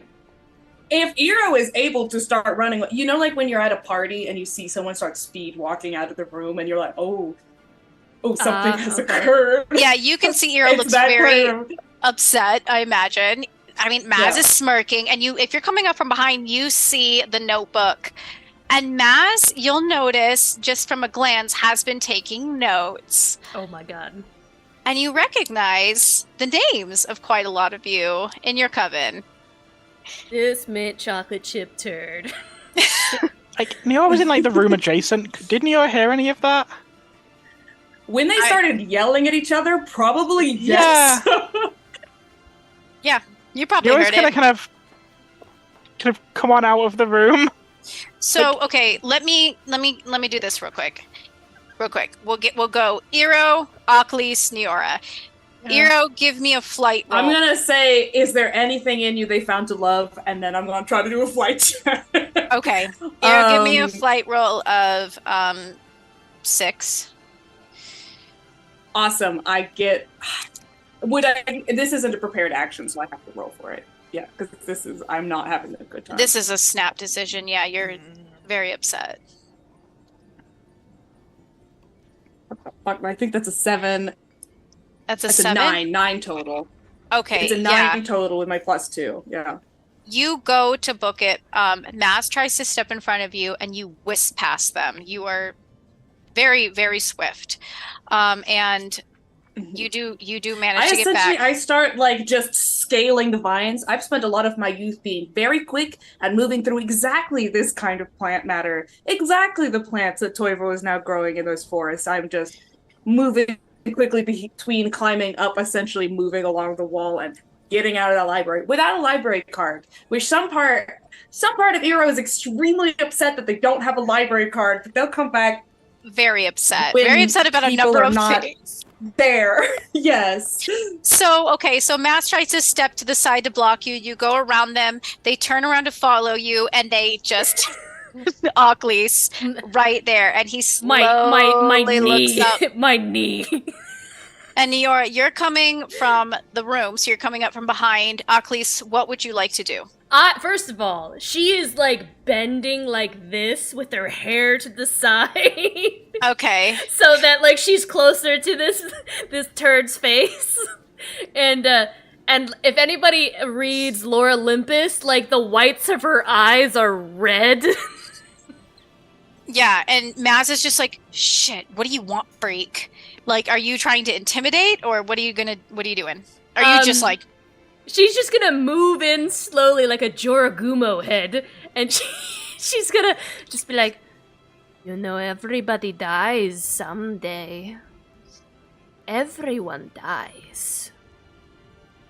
And one day when you die, you will have to walk through the underworld. And I don't know if you know this, but I see everyone who walks through the underworld. I hope you have a coin. I really hope you do. And she'll smile. Go ahead and give me a charm check of. I know it's your lowest, right? It But is my lowest. let's do a charm check of 3. It's gonna be super low because she's really creepy. Okay. It is a 3. I got a 3. Okay. Yeah, so it doesn't take much to freak Maz the hell out. Like the dripping looking black hair, her red eyes, and just her very unsettling words. And he just like fumbles to like close his book and he's like, "Is that a threat? Are you threatening me?" No. I'm promising you that I'll be there. The way everyone is there. When I pass through the gate, to the 3-headed Cerberus dog. Every soul. I'm always there. You're such a freak. You're all freaks. Oh my God. Niora, what would you like to do while Alcles is scaring the shit out of Maz right now? Is he Two peeing himself? things. Is he peeing himself? No. Perhaps honestly, ass blaster. Neora's original plan, like Neora originally just is going to see what the shit was going on and make sure Aero is okay. But this is an opportunity. Neora, can Neora see that he's holding a book that he's clearly been writing in? Yeah. Yes. Cool. Can I? Because it's ink. I'm assuming it's like an ink You're writing. coming Yeah. from behind, so he might. Yeah. I mean, you probably get a glimpse of it. What were you wanting to do? Okay. Can I? Because obviously, like, water's kind of Neora's thing. Can Neora make all the ink just run? Not like, almost if it was bleeding off the page and kind of just drip onto the floor at his boots. Yeah, I think so. Well, at least for that page, it's pretty fresh. You can Yeah, do that. entirely. Like the Try to fresh, Yeah. all those recent notes. Just get it to reliquify basically, and just kind of drip off like running water. Yeah, you can do that. Let's do let's do a fight check just to do like elemental magic. Yeah, Unless you're trying to do something else. That sounds I'm down with whatever is required there. okay. Fight check of let's see. You're right behind, and he's really focused on Ocles right now. So let's go 5. Okay. Plus D4 for the magic. Yeah. Yes. Yeah, cool. Just making sure. Didn't want to assume anything else. 4, 5, 6, 7, 8. Okay. All right. Awesome. So, what do? You flick the water onto the. No, basically, it's the ink itself. Like the water and the ink will just start to run. And it just Oh. drains from the page. Okay. Like the and fleeting so- kind of like thing of everything withers, everything dies. Just that kind of leaning into Ocles' kind of fucked up death persona. All the ink kind of just bleeds off the page. I think Maz almost feels like that's Ocles that does it, Yeah, and you're just that's like the goal. adding to the effect. That's so funny. It's creepy. She's like, everyone dies, and then like the ink starts to slowly slide off and is pooling on his shirt probably, and he's just like, "Oh, you're a freak! I can't stand you guys!" Ugh!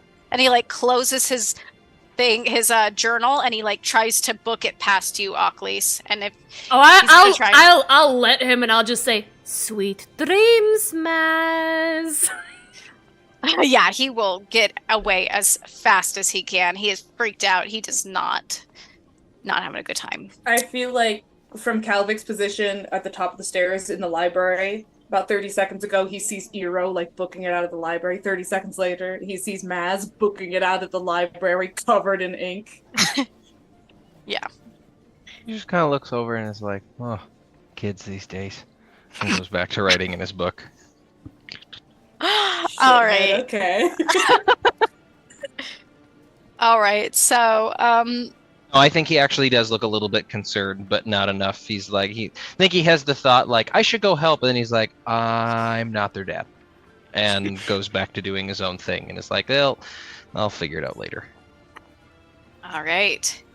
So, I think everybody who's going to get a library card probably has gotten a library card. Did anyone else want to try? I Or think are we Kalvik good? would at some point. I think I don't think he tries his luck today getting any further into this quote unquote forbidden room or room that I might get my face burned off by.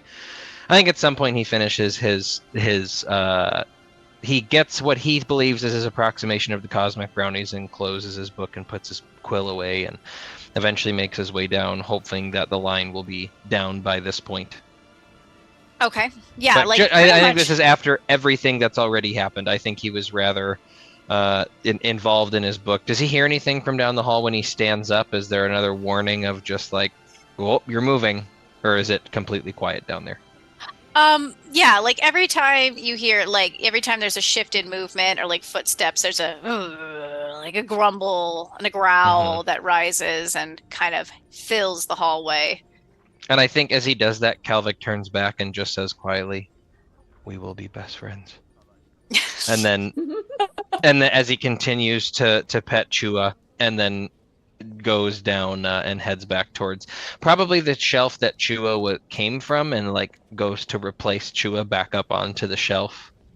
Yeah, and Like, he'll heavily land on his shelf and just be like, yeah. "Ugh." He's like, "More later, buddy," and gives him a scratch and then brings his bowl and if there's still a line, gets in line to go try to get his scale, or if there's not, he'll approach. Yeah, by this point, I think the people who have wanted their library cards have already gotten them, and Priyanka kind of is still like rounding people up. And Cadmus will lift his head and look to you. Oh, a latecomer, I see. I was trying to finish something. I apologize. Can I still try? Of course. Kalvik Class pulls is his still in notebook session. back out and flips through to a page closer to the front of his book and pulls out and says, "Okay, I call this the hangover potion. It worked this morning. It's not my best work, but it's functional. It's 1 egg, 2 shots of espresso, a base of ethyl alcohol, and I like to add apple juice for flavoring. 4 inches of moon moss, 3 snapback leaves, and a handful of liverwort caps, and it clears up your hangover just so fast. It sucks. Let me be very clear. This is not a pleasant experience, but it gets the job done." And he snaps his book closed. And this is a potion you made yourself. Yes. How many tries did it take before you came to this particular recipe? He flips back through the book to get to the page again and says, 12 and a half. Oh, so you're very patient, it seems. Is that the average amount of times it takes for you? I would say this is probably one of the ones I stuck with a little longer, mostly because I saw some utility. Unfortunately, here I'm going to have to find a replacement because I have not found anywhere else that liverwort caps grow. So I'll have to figure that out, and I counted a half try because I counted it done when I added the apple juice. But about 12 attempts, and the first 11 were not fun to watch. Liverwort caps. Well, you might want to ask the professor who specializes in chromabotany. Perhaps he would know where they grow on campus. Oh, if they grew here, that... Okay, thank you. Isn't Did I... Professor Conway the chronobotany professor? Yes. I don't think I know yet. I look forward to seeing more developments of this hangover potion, and many more from you. If you choose to grace these library halls, share a recipe with me every now and again. Oh, I'm working on one right now, but I'll let you know. And he will bend back and pull out a scale and offer it to you. Cool. And he takes it, and just for fun, I would like it noted that Kalvik does not remember leaving a note for Ava, but he does just like is curious if she's around. She is. She looks like she's not very interested in getting a library. She doesn't have a library card, and she's just talking with Darcy and Kimmy, like in the corner, kind of like looking at the books and like talking about them. Cool. Okay. Not really in an interested way, more just like, who would even read these? Okay. All right. Sounds like a plan. If she doesn't acknowledge him, he does not try to get her attention by any means. Was Okay. curious if she was paying attention or not. He was going to try to jibe if she was, but if she's not, then that's totally fine. He's just going to put it in his pocket and go about his biz. Probably this is after Eero ran out and everything. I think at this point he feels he has done this area. I think you would notice that she probably was watching, like she was kind of subtly watching you when you went up to Cadmus, but as soon as you turned to her, she flipped her hair and just like was acting like she wasn't. Cool beans. I think he doesn't look, he just flips the scale in his fingers, like flips it like, done, and puts it in his pocket and walks out. Yeah. Awesome. So Clyde is going to clap his hands for the class and be like, all right, everyone, that is it for today's class. You are dismissed. Please take your time in exploring the library, exploring the campus, and make sure you don't forget your homework. You do get points for your homework, all right? I hope everyone had a pleasant time.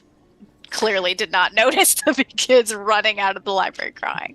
I actually am curious about this because, I mean, of course we can just say this happened off screen, but when he says don't forget your homework, does homework just like magically appear in all of our book bags? Does it like, is there something where homework shows up, like it's at all of our desks or in our bed, like in our bedroom somewhere, or is it like... It's called Canvas, and it's a canvas that unrolls inside each of our rooms like a scroll that lets us know what our homework is. I love that idea. I love that idea. That's funny, because like, isn't that the name of like... Oh, yeah. Canvas the session posts I've been doing on Canvas recently, yeah. Yeah, I think I like, just because I think it's also like, I think Kelvik goes like, well, I guess he'd maybe know how this works, but I think me as the player was like, wait, when did he talk about homework? But I love the idea that it's like, oh, the homework just shows up. The homework does show up and it piles up if you don't do it. So just I love this plan.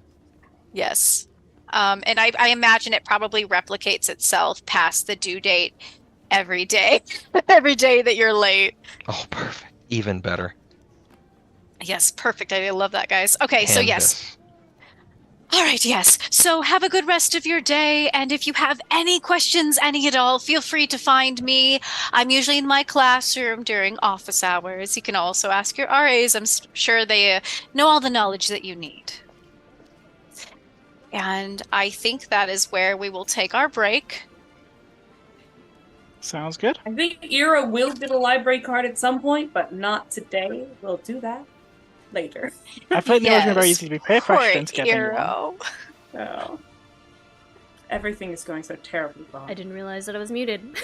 Other than that, all right, we're going to break. Bye, guys. We're going to break. Going to break.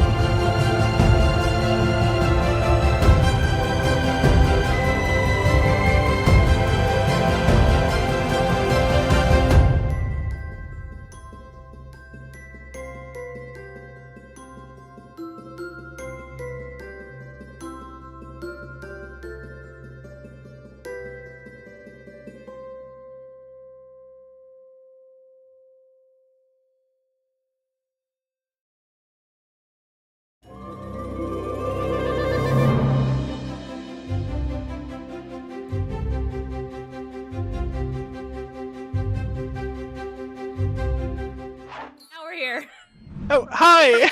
Hello. Hi. We back. Just not late at all on time, 100%. Completely on time. It's you guys who are late. Totally on time. It's fine. Yeah. So, a wizard arrives precisely when they mean to. Thank you, Deanna. thank you. Yeah. All That was right. Gandalf, by the way, in case No, anyone we is- know. Okay.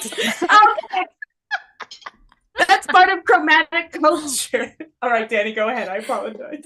Okay, so the rest of the day goes by fairly smoothly as can go when you're bullied by a bunch of terrible little shits who are pretty much in almost every single class that you are. Until you all branch out into your disciplines, you're going to be with the other first year covens, or at least a select few, for the next few weeks. And of course, lucky you, Bestie Squad is in all of them. Yeah, I actually just had that thought. I'm trying to figure out who's in which one, and I don't know if it's going to match the interactions we've already had or if it's going Yeah. to mix it up. I'm very excited to find out. Yes. And so the rest of the day goes by, you go to dinner and you notice, now this isn't going to be a scene, I'm just going to explain it.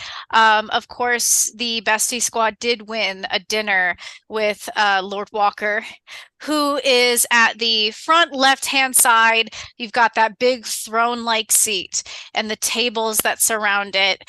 And you'll see when you sit down for food, you'll smell the very decadent smells of like ribeye steak and lobster and all sorts of very, very nice, expensive foods. And you'll see that they're holding their own menus, specialized menus, and they're being served as a special occasion and chatting with Lord Walker. Are they custom printed with like Lord Walker's face on them or something? Oh yeah, I'm sure they are. And I'm sure like they're red, white, and blue themed as well. Like appetizers are red, entrees are white. Mira's eyes roll I see reflexively. I see Lauren's arms moving, so I assume she's moving us back into position because we're all Maris is now playing Eero. It's beautiful work. Oh, okay, I don't okay. understand the importance of this dinner. And then I would also like to, just to give Lauren more work, at some point, Eero is going to lean over to Oculus and explain how exactly what kind of nymph is Maz? He's not a river nymph. Is he a flower nymph? What is he? He is a type of flower nymph, but he's a mint technically. But yes, he's a type of flower nymph. Okay, yes. So how do they shit themselves? I mean, they probably poop very similarly to the rest. Okay, I explain a little bit about the digestive system of that kind of nymph, and I invite Oculus to do whatever she might like to do. Ooh, do you now? Yes. As you explain, then Oculus would. It's more like a kind of sap. Understanding that, I would love, like, if they're eating, I would love to have it come out this end instead. Oh my but gosh. Like okay. you know when you drink too much like soda and you kind of burp a little bit and it's a little foamy? I want that to happen to Maz, but with like foamy food coming out of Maz's mouth. Okay, but not as a an illusion, right? You want it to be like an actual thing. What are the roles for each so that I can strategically? Oh, let's see. The illusionary also there's no Illusion music. is definitely charm. Yeah, illusion is charm. Transfiguration is charm. Grit is mind magic. So if you wanted to make him believe that he's feeling nauseous enough to throw up, that could be a thing. That. And I could make him burp foam vomit. Yeah. Those are very simple sort of spells, but you want to do that? Yeah, like it's essentially like giving him really bad indigestion to the point where like he's been shaken up like a soda bottle and he burps up foam and just whatever he's eating. Okay, yeah. So go ahead and give me grit check of yes. 10. That's totally not my 10. Yes. That's my best die. I'll take the half. Thank you very much. Of grid? Okay, all right. So how do you go 4 euro! So are you doing this under the table, or what are you So what would this look like? Oculus is going to, I guess, chug whatever she's drinking, like mead probably, and then she's she's gonna ask Eero for whatever the equivalent of a Mentos is in this world, and I'm guessing Eero will pass it along. She's gonna eat like 6 of them, and then I she's produced a Mentos. and then she's going to kind of like stick her, just like very, very, very like stealthily stick her wand up her shirt. It's gonna kind of come out where her neck is, and then she's gonna like kind of cast a spell so that everything in her throat and her stomach is gonna go over. Okay, awesome. So you'll notice the bestie squad is currently chatting with Lord Walker. They're eating their fancy dinners, and they're actually braiding each other friendship bracelets. You'll see that too, but they're making a big show of it, because they're at the front of the hall. And they've got that cute little French braid going on. But when you do that, so Maz has his hand up like this, and let's see, probably Ava is braiding his little friendship bracelet, and he starts to, and she goes, "What's wrong? Oh my God, what's wrong? What's wrong?" And he's just like, "Oh my gosh, he can't breathe." And Lord Walker's like, "What?" He's got like steak in his mouth. And Maz, after taking like a sip of soda, it's just like,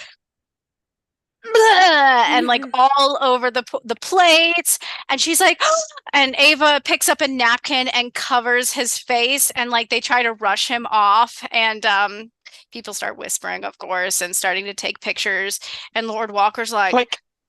Oh no, Eero, what a complete and unavoidable misfortune. It's incredibly tragic. It's so tragic. and I want to let's see, Ocles, can you give me Oh no, am I getting retaliation? Oh god. Also, Danny, there's no music. I'm sorry, let me find No a worries, song no worries. that's fitting of this. Just put on the pew, pew, pew, pew, pew, pew There we go, music. that's true. I haven't done that yet. All right, I'm gonna play that nonstop. So basically, okay, give me a charm roll of Oh, how dare you. 7. Okay. Oh, what the fuck? 7? 7? You're gonna have us do 7. 7? Come on. I just need a 2. You just need a 2? How much do you have as a bonus to your Well, charm? I have 5 adversity tokens. You only need okay. 1 because you have +1 to charm base because of. You're gonna spend them all on that? I don't. What? I am. You know what? I could take it. What's she gonna make me do? Poop? Burp? What did you get a total? What's your total? I did get a total of 2, so I could technically use all of my adversity tokens. I'm gonna use all of my adversity tokens to get you to 5. Okay. I don't want to make you use all of it though. I'm not using Okay, it. Fuck it. what? Okay, well if you're gonna give me, What are we avoiding? Yeah, what are we avoiding? I promise it's not too bad. So Ava holds up the napkin, and she's trying to shuffle Maz away, and Farkas is like trying to rub at the table, and Kimmy actually, so what this roll is for is to see if you can hide real quick the like laughter, because you're like, Okay. Oh. I have a point to make. That's a flight check. that's not a flight check, because the charm is to hide the expression, the reaction that just happened after what just happened. Flight is hiding. What if we went under the table? So just like charm is noticing the expression of other people, charm is also suppressing your own expression from others. To hide our expression. What if we hid our expression by going under the table? Let's just go all That in. would Just be be a flight like, check. just be like. I imagine you're probably laughing at least a little bit. I don't imagine we laugh. We're just staring. We don't laugh. We stare. You meet their eyes. Okay, so Kimmy like looks up and sees you. I mean, own it. You just made him do that. Yes. You know. And I do again the scratching my head. Yeah. You do the I'll scratch. Own it. And if honestly, if I can protect Iro from getting bullied further, so that they think it's all me, I will take all of that. Okay. And you are taller, so Kimmy sees you first, sees you doing your scratch and staring at her like, bring it. And she's like, leans over and whispers something to Darcy, and you just see Darcy like muffles a laugh. Rude. He muffles a laugh because, I mean, he's not too affected by the fact that Maz is just puking his brains out right now. Well, not puking, but like foaming everywhere, basically. Yeah, he should be foaming. Yeah, he's foaming. So, yeah, now they know that you did it, which is fine. What we wanted in the first place. They don't suspect Iro at all, right? No. Okay, cool. No. All right. And we move on to the next day. We're going to be kind of moving in between like the next few weeks. So the next class that you will be attending is brooms. I would just like to note that on mornings when Kelvic is not utterly hungover, he wakes up and joins Maris in her morning workout. It is not nearly as strenuous as Maris's, but it is old habits are hard to break after being raised in a family that demanded certain amounts of physicality, and I think he's maybe not thrilled about them, but he does join you in your morning push-ups and sit-ups, and he does yoga. I feel like as that goes on, Maris is probably being a little bit louder each morning and like talking to Kelvic and cheering him on, and trying to encourage him to push harder. I know you can do as many push-ups as I can. Look at you. You can totally do this. You got this. Kelvic is unsure how he responds to that, but but he'll go along with it for now. Neora and does try a little harder. Until someone puts their hand in the bucket and shakes Neora into consciousness. Every morning, it does not change. And I assume Ockley's does the same routine as well every morning. Every morning, she calls on the dark spirits of the earth. You guys will get used to it. Always include curse my mother, curse my father, may I wrest control of the underworld? Like, is the goal stated always the same? That part will always stay the same, where she's like, curse my mother, curse my father, and like, help me take over the underworld. Okay, good. Okay, cool. Good to know. Thank you. Iro, how do you, let's just take a moment to, you kind of rushed off really upset. Do you share with your coven what happened? I know some of them saw it already. Like, does everyone know what happened? I think Kelvic saw what happened and like did not ask. Kelvic has not tried to breach the topic, just is pretending like nothing happened. Yeah, I don't know if Iro would volunteer information on what went down. If asked about it, they might provide information, but he's not about to go, so here's my entire family situation and everything that's going on. Okay, so you don't... At some point later in that week or the week after, he would go to get his library card and he would let the dragon know. The great mother of the arbor across the North Sea is rotting, and I am the only one who cares enough to help her, apparently, and hope that qualified as enough of a fact to get a library card. I think that Cadmus would find that very interesting. He would for sure give you a library card. He might ask you something along the lines of, well, how do you know you're the only one who cares? Can you read the minds of others? Because 3 of us have left, and 2 of them are working on their resumes. And he will pull out his scale and give it to you, and he says, then I bid you good luck. Hopefully the library's knowledge helps you in this goal. Thank you. Thank you. And so can I just take things, or... Yes, just make sure you bring them back in time, and you may... Is there a limit? Yes, you may check out 20 books at a time. 20. 20. Okay. Yeah, I can do. Yeah. Okay. Thank you. Okay. And I assume Eero walks out with 20 books in their Yeah, hands. very much so. Awesome. All right. So the morning comes where bright and early it is time for brooms. So everybody pick up your brooms that you bought either on the train or that you inherited from home. And you are going to be making your way towards the edge of the castle, the back area. And much like you had to do when you came to the castle, you do have to get on elementals, this time above the water. You're not going under, you're actually riding them across the lake towards the shore, towards that gigantic modern eyesore of a stadium that some students and professors are thrilled about and some are not so thrilled about. But it is very reflective. It's nothing like the castle itself. It's very reflective. It's like this off-white, tan, marble color. And it doesn't show anything inside from the outside. But you'll walk towards the stadium opening, and the first years make their way through the stadium. And when you walk in, you notice it's looks even bigger, of course, on the inside. Rows and upon rows of seats rise up, and it's a flat grass field that you're standing on. And standing there waiting for you is Lord Walker himself.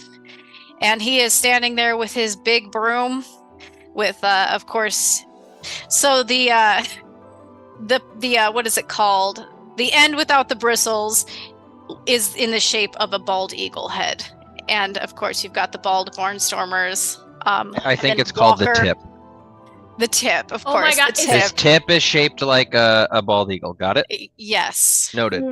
Please, He's compensating. please really hard. tell me that like in all good elementary, middle school, high school stadiums, there are like advertising banners that like to help fund the stadium. They're like these big, gaudy advertising banners. Oh yeah, might Who as is well. advertising with them? Yeah, they're like holographic, ginormous, colorful, always moving, kind of distracting above each part of the stadium sides, like one on one side, one on the other. Or I suppose it could be surrounding the entirety of the stadium. That would be even more obnoxious. But the sound is turned off for right now because class is in session, of course. But the images, the sponsorships, everything is still the commercials. It's like Jerry It's Sign so Center. No, there's a gigantic advertisement for Calvic's broom that's across the entire east side of the stadium. Yes, state of the art, newest model. Only the best of the best have this. Axe goes, Calvic, is that your broom? He's like, yeah. Yeah, it is. Shit. Wow, it looks really impressive. I can't wait to watch you ride it. Oh, Can you, like, make sure I don't go up with you, though? I, of course, want to watch. I'm just scared you might drop me. No, yeah, I'm glad we are on the same page, buddy, because you are staying down here until I figure out how to make you float in a ball of water on your own. Don't quite know how that works. If you put me on a seat over there, it could be like I'm, in the audience, and I'll cheer for you. Again, same wavelength, buddy. And he walks over and puts him on the stand, and then sits down next to him for now. Yeah, and it seems like most of the students are putting their familiars on the stadium. If they can't come with them, like Ava puts her little poison dart frog on the on the stadium. Ava, seating. wait, okay. Did we hear about the poison dart frog before? No, this is That the first time. So cute. So Ava, the underwater woman, has a rainforest little frog. Yes. That's the cutest thing I've ever heard. It's Okay, got a thank little you. frown. Looks a little RBF. grumpy, but in a cute way. Yeah, like RBF. So, Lord Walker will stretch his fingers out and be like, all right, everyone, welcome to Brooms. I know you have all been so excited to take this class. It is going to be the best class in the history of your first year. So, can I get some cheering? And everyone's like, oh, yay. Like, some of them are, like, louder than others. Yeah, Maris is like, woo! Farkas is howling. Yeah, and one student raises their hand, and they're like, where's the... Headmasters aren't supposed to teach classes, are they? Well, okay, all right.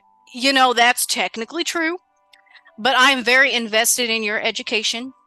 And also, our previous broom instructor did choose to leave, but that's okay because I am taking on the spot of your broom instructor. Yes.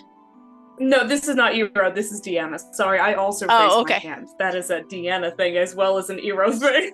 Okay. Did I hear about this previous broom instructor when I was doing my deep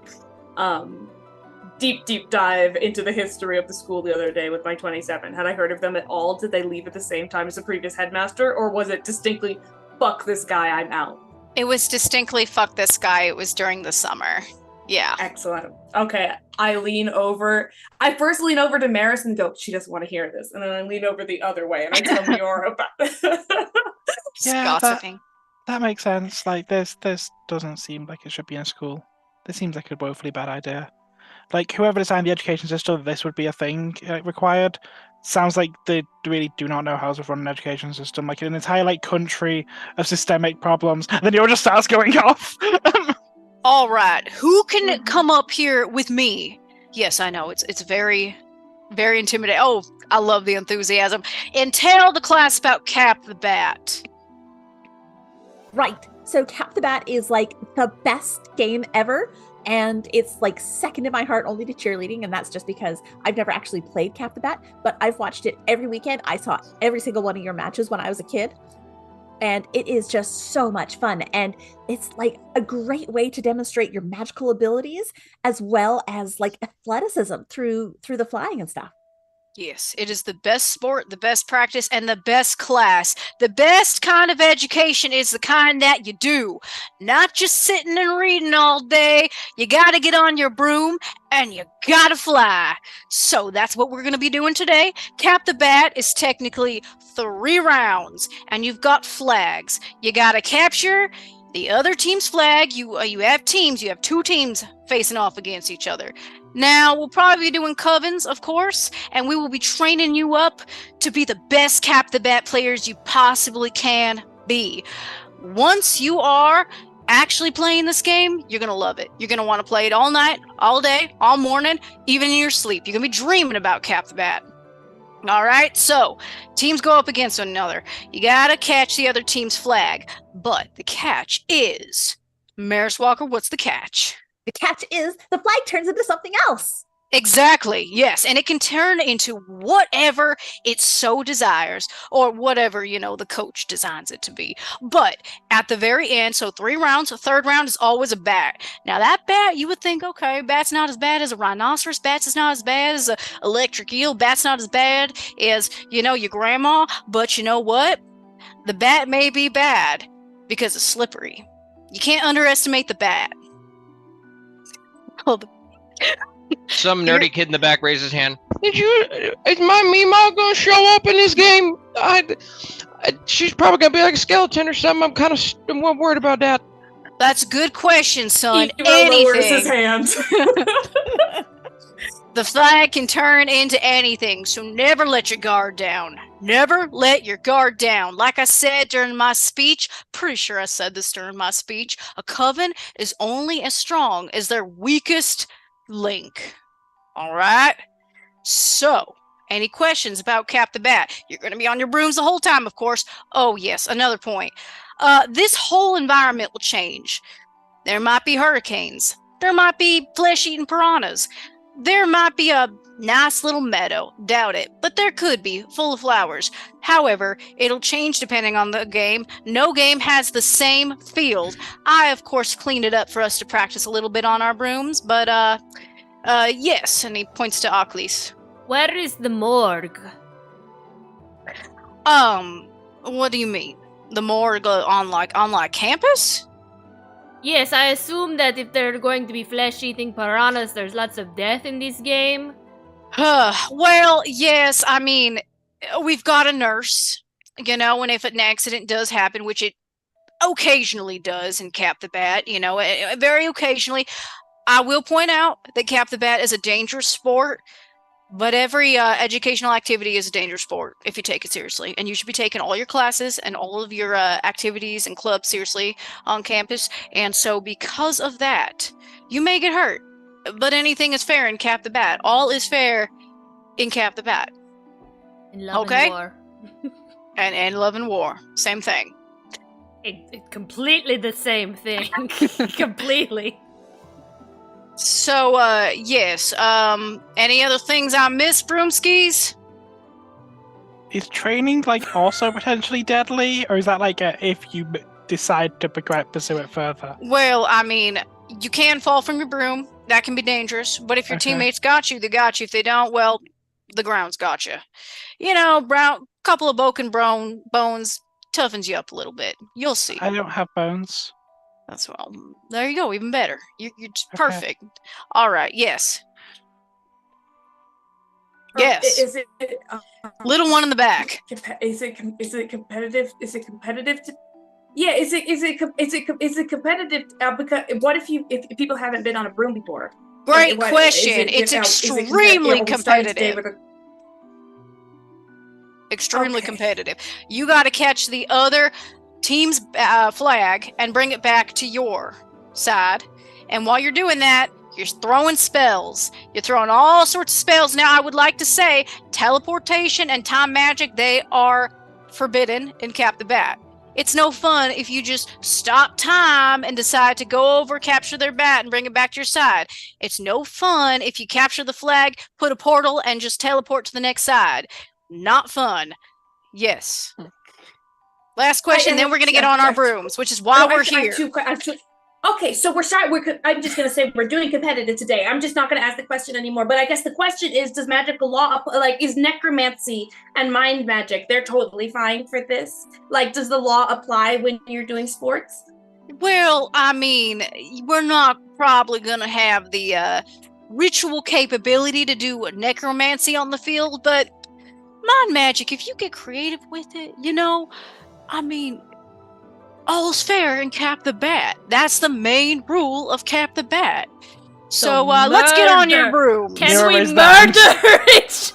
On your broom. And murder on our Question. brooms. Mr. Walker.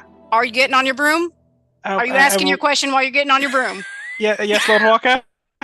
All right, What a up in the teacher. air. What a teacher thing to say. If all's fair in like Cap the Bat, then surely teleportation would also be fair because that falls Nope. into the definition. No teleportation. It makes the game not fun. And that's no fun to watch. But if it's fine to break the law, Up! why is it? He's gonna launch up into the air and Wait. turn and... Calvic does the same. How do you make it go up?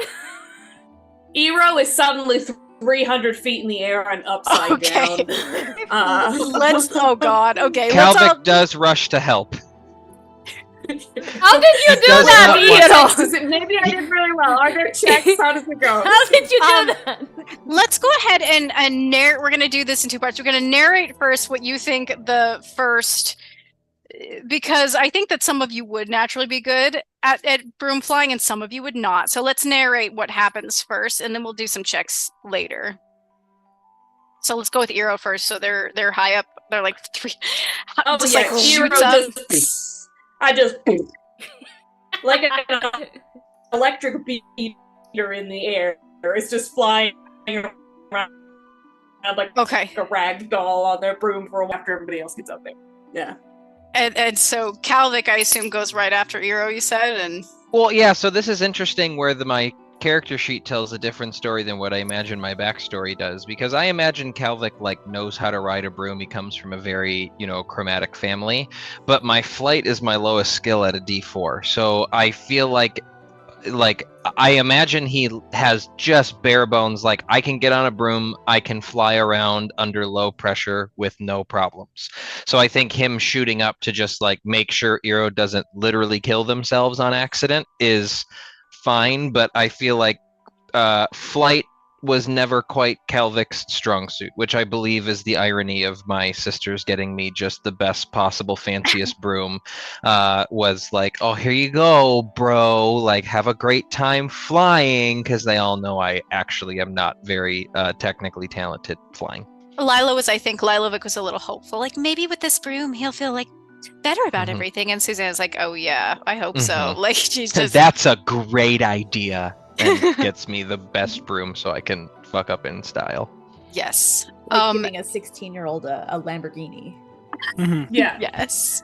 I can't wait to watch you crash this. Everybody's going to be watching Cal. Yes. Maris, I assume you're pretty good with the broom. Okay. I've got a D6. Okay. So it's not her worst, but it's not her best. She has watched a lot of Cap the Bat and thinks that she kind of gets the theory behind flying, but because she lived in such a mono world, she didn't like go out flying all that much. Like, she had her magic classes on the weekends, and there was like flying inside a gym.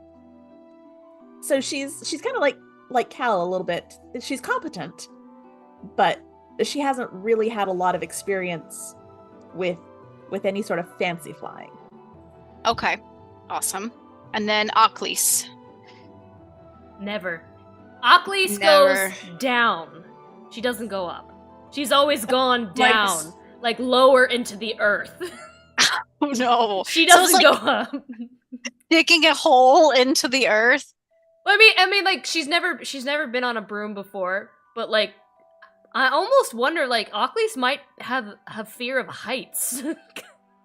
because she doesn't, like, she's never gone up. Like, she's always lived in basically a hole and gone lower into hell. So, and she doesn't want to go up because up is scary, because that's where, you know, Zeus Okay. lives. That's where Yeah, Zeus yeah. lives. So Lord Walker sees you're the tip of your broom slowly digging into the ground. And he's going to be like, I think you're going in the wrong direction there, little missy. And he's going to swoop down and grab the bristles of your broom and start to pull you up higher and higher and higher towards the sky. So your broom's like this, like slowly. All right, now stabilize. You can do it.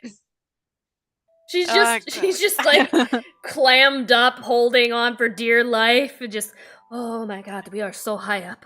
Oh, you gotta fix yourself a little bit. You can spread your arms out. You know, don't stiffen them, don't lock them. How are you gonna throw any spells if you can't even yeah, okay, that's a little better. I kind of like the visual or the idea that Lord Preston Walker actually is pretty good at teaching people how to fly. Like, I kind of want it to be that he's like, this is his life's mission, is to be good at this game and to like get more people. So I love this visual that all of us are like, God, this pompous, like big headed, and then he's like actually showing people how to fly, and they're like, oh no. I feel like Lord Walker is the one who catches me in midair, kind of like when you stick your hand inside a fan and stop the blade. Like, he's just doing that and getting me positioned on. Yeah, he's like, okay, you need to like bend your back a little bit like this, and don't stiffen up. I'm gonna follow, but then you fall over. Yeah, well, you don't want to fall over. So then, but the broom goes where you go. So if you go to the left, it'll go left. You gotta straighten a little bit. And he'll look over to Neora. How's Neora doing? Neora is yet to take off. Neora is stood there holding the broom and is not entirely sure because it's tapped it a couple of times. I think mine's broken. All right, let's see what's going on here. And actually, he looks over to Maris and he goes, "Can you help Neora or over there?" Okay, so Neora, you got to take a deep breath and hold on to your broom and just like feel the vibes. I'm feeling vibes. Feeling vibes? Okay, good. Now you're gonna start by standing over your broom. Yeah. Okay. Feeling vibes still? Feeling good? Still vibing. Okay, still vibing. Okay. Now lift it up so you're sitting on it, kind of. Yeah. Okay. Deep breath in. Mm-hmm. Let your magic flow and feel yourself rise Yeah. There's nothing to really kind of go through. It's kind of just there. Okay. You got to connect with your broom. It's Okay. like it doesn't have an on-off switch, but you have to like mentally make one. Okay. Okay. So do you have the switch in your mind? Okay. So press the switch. I think the cord's broken. Wait, does Neora have the camera, their Polaroid with No, them? it's with pigs. Okay, all right, never mind. Calvic does All not right. have an idea. You know what? Mine works. So let's swap. Okay. Okay. Yeah. So yeah, we're Go gonna ahead. switch brooms. Neora will shut off the same one and much the same. Just Okay. technique-wise, everything looks alright, but it's more the inability to. She doesn't feel like she's moving through anything, and that's kind of where her mental block is. And above you, Ava, who's flying on her broom, but she's like lying on her back, just like doing this like whole like acrobatic show, just looks down at Neor and is like, wow, you're so pathetic. I guess when we're not on water, you really can't do anything, can you? Okay, let's not listen to her because she's just a big poopy head. No, she's right. No, she's right. She's right. She's right. No, she's a poopy head. She's wrong. No, I got an idea. Okay. And Neora is going to grab her wand and retake her broom. And at the same time, she's going to coat it in water.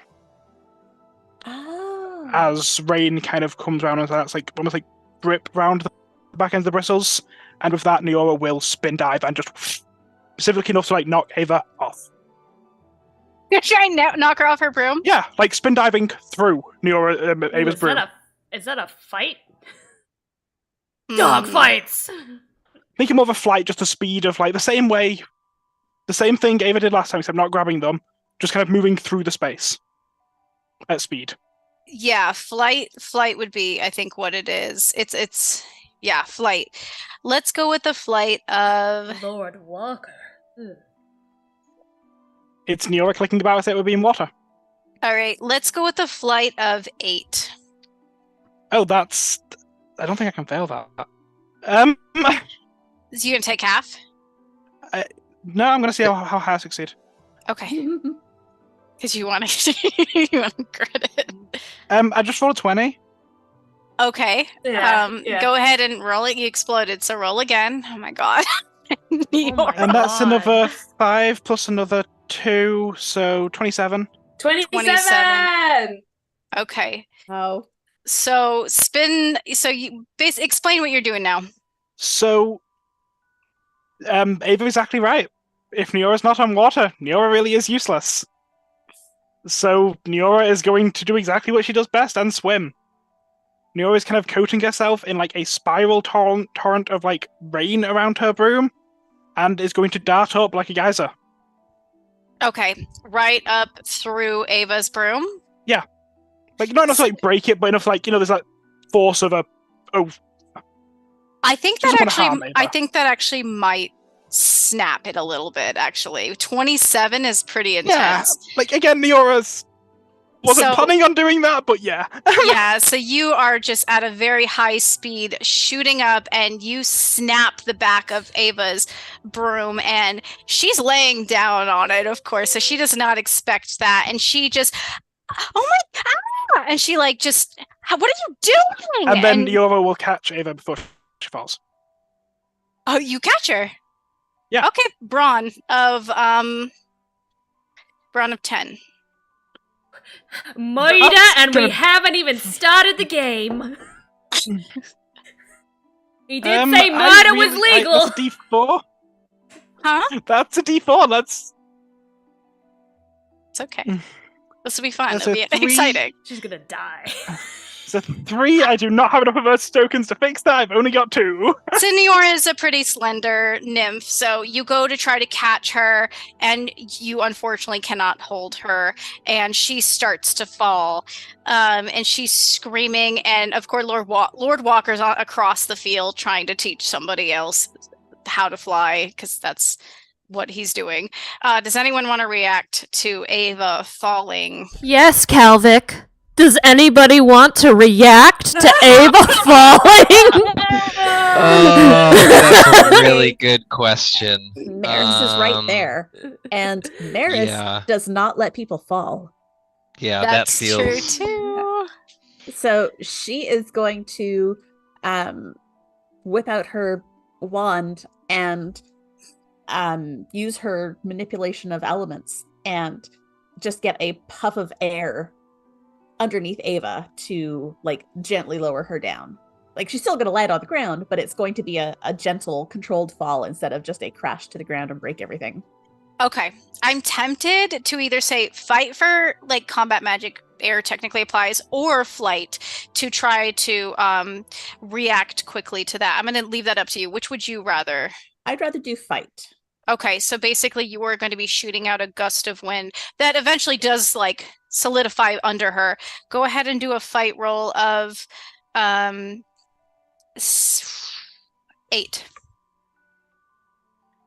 Yeah, it's all happening very fast. That is 6. Do you have adversity tokens you want to use? Can I spend my 2 to like add some water with that to help out? Because Neo did not Make a intend little to cloud. harm them. Killer. Yeah, you can do that. So she's falling, she's screaming, she's like looks terrified, and suddenly the cloud that is kind of heavy with water under her, and she kind of almost bounces as she like gets caught by this cloud, and she like looks down at the hundred of feet. I assume you're very high up. And she looks back up at Neora, and she just like glares at her. But she kind of looks over at Maris, and she's like, she doesn't know how to react to this. She wants to say something, but her gaze softens a little bit. Like, okay, too prideful to say thank you, but Eero floats by. You're welcome. thanks, I guess. Could somebody get me off this Eero cloud? floats by upside down and shares the important fact that actually we're never really out of water. At any given point, 0 to 4% of our atmosphere is water, and at any one instant, the Earth's atmosphere contains 37.5 million billion gallons of water vapor. So Neora is always in the water, in case you wanted to know. Oh my god. I worked that out. It's like really soft from above. That was fucking amazing. She just glares at Eero. She's like, I hate you. I hate Lots all of people of you. do, and I float away. I wonder why. Neo will bring Ava's broom to her, like float down, kind of like, I didn't mean to do that. I'm not meant to be like up with you. Like, you know, you were right. Like, I am best in water. This is yours. Yeah, well, you might not have meant it, but you broke my broom. You owe me. I cannot stress this enough. I am literally made of water. That's kind of all I have. You owe me a new broom. I'm sure your daddy could buy you a new one. She throws the scraps at Neora, and she storms off. She's very embarrassed again. I think Calvic just floats down to Maris a little bit and is like, thank you for catching her. Of course, I feel like this has been quite a... I'm a little worried about how much this little rivalry is escalating. It was interesting at first, but Yeah, it's thank you for not letting someone get legitimately hurt because of course, what's going on. You've got to watch out. I mean, technically, we're all part of the same school, so we're all part of the same team, and you don't let your teammates get hurt. Yeah, I think Calvic just gives like a little, Like, yep, and then flies back up and goes, oh, is that Lord Walker starting to talk? Oh, what? All right, everybody, come on over here. Now leave your brooms over there. We're gonna take a look at one of these flags and see what it turns into. Come on now. And as everybody leaves their brooms by the steps, everyone will kind of crowd around him, and he holds it and he throws it up, and it turns into like a clownfish, and then he catches it and throws it up, and it turns into a porcupine, and she lets drop, and and as it drops, it pops and fizzles, and he's like, well, as you can see, if you drop your flag, it'll count against you in the sense that it'll return back to its spot. So make sure you don't do that. But I wasn't about to catch that porcupine. That looked very painful. And he talks and talks and talks. And then he is like, all right, we're going to do a little more practicing on our brooms. And then we will end the class for today. All right. So everybody gets back on their brooms. I assume more practice, Yep. more practice. Yeah. Yes. More Oh, practice. yes. Practice makes perfect. You want to practice as much as you can because next week we will actually be starting our Cap the Bat sessions. Oh, wow. I don't think it'd be a good idea for me to, like, is it mandatory? Oh, it's very mandatory. Don't worry. It'll be fine, Mira. Okay. Just don't try to kill anybody. Wasn't, like, No, it's fine. I actually have some old videos of Cap the Bat games, and so we'll watch them together and we'll talk strategy, right? okay. Like Yeah. we have to do it as a team. So yeah. It'll be Mhm. fine. And you'll notice as everybody lifts up into their brooms to practice more, Ava is just sitting next to the familiars, looking very annoyed, like her broom is broken. So, and Lord Walker did not bring extra practice brooms because this time at least, because everyone's supposed to have their own. So she's sitting there just like kind of pouting. And you notice Kimmy came up like towards the end of the speech as he was doing all the flag stuff. So as everybody lifts up into the air again, Achilles, you're gonna feel something a little different with your broom. So you are already a little bit stiff on your broom. Oh, that which I have is coming back to haunt me. So as you lift up higher and higher, it shoots you up like straight Holy vertically. crap! And go ahead and, well, so first it shoots you up very high, and then you're going to notice it flips upside down. Holy shit! Ah! Oh, she's terrified. And I think the thing you see when you flip upside down is Ava leaning back, like watching you, and she's kind of like snickering to herself. Like you can tell she kind of doesn't really know too much what's like, okay, this is funny. But yeah, all right. Go ahead and What am I rolling? do people want to react to this? Yeah, flight check, I think. Brains check. What the Yeah. fuck? Yeah, you just see a big hulking yellow black blur and just boom, and just hear. Ah! Okay. I would Everybody love to do looks- a brains check to see if somebody's casting a spell on her or if this is just a thing that she does. That's very true. This could be something that you. Nobody knows. Let's Nobody go knows. ahead and give me a brains check of 7. 7? Okay. Yeah, I'm gonna say And this can't be a halvesies I because I'm was just stressed. gonna say I think this is gonna be snap decision because it's a stressful moment. Okay, jeez. Okay, I got a 6. I'm gonna use an adversity taken to make that a 7 because I would 7. like to know. Yeah. So Achilles, as you flip upside down, can Eero, I use Can I use adversity tokens on a snap decision? Yes. Wait. Okay. Gosh, I was I'm gonna gonna say, let you. I feel like I need a quick reminder on what the difference really between a snap decision versus a Let me planned check. action. Cannot you take. I think you can't do halvesies. Oh, but- so okay. So here's the thing. Okay, so no adversity tokens from others. So because this is your check, you can use your own, I can but use you can't. mine. But you Okay. can't take from others. Yeah, this isn't Okay. fear. It might be fear for Occles, but no, you're not really afraid of heights. I mean, it's startling, but snap decision. Just you can use adversity tokens, just not from others. So as you noted, you're looking at the broom primarily, trying to find curses, trying to find something wrong, and you notice that the bristles look a certain way. They look a little different. They're round on the outside, but then there's a little bit of a pucker in the middle of the bristles that are tapered. It's like a little. As though, did that bundle. change from how it was previously? Like it looks like something's cast on it, or something. I mean, you don't know what Occlus's broom looks like, but it doesn't look like a spell. It's just a physical thing you notice about the broom. You don't know Occlus's broom too well, but you do know what a broom looks like, and you do know that bristles are normally just even and like trimmed down at a certain length. But there is a little bit of a pucker and a taper sticking out, if that makes sense. Yeah, Maris, make her sense? broom is fucked. Okay. Occlus, Maris, you're an expert! Help! Yeah, give me a flight check. Oh, yes. What's up?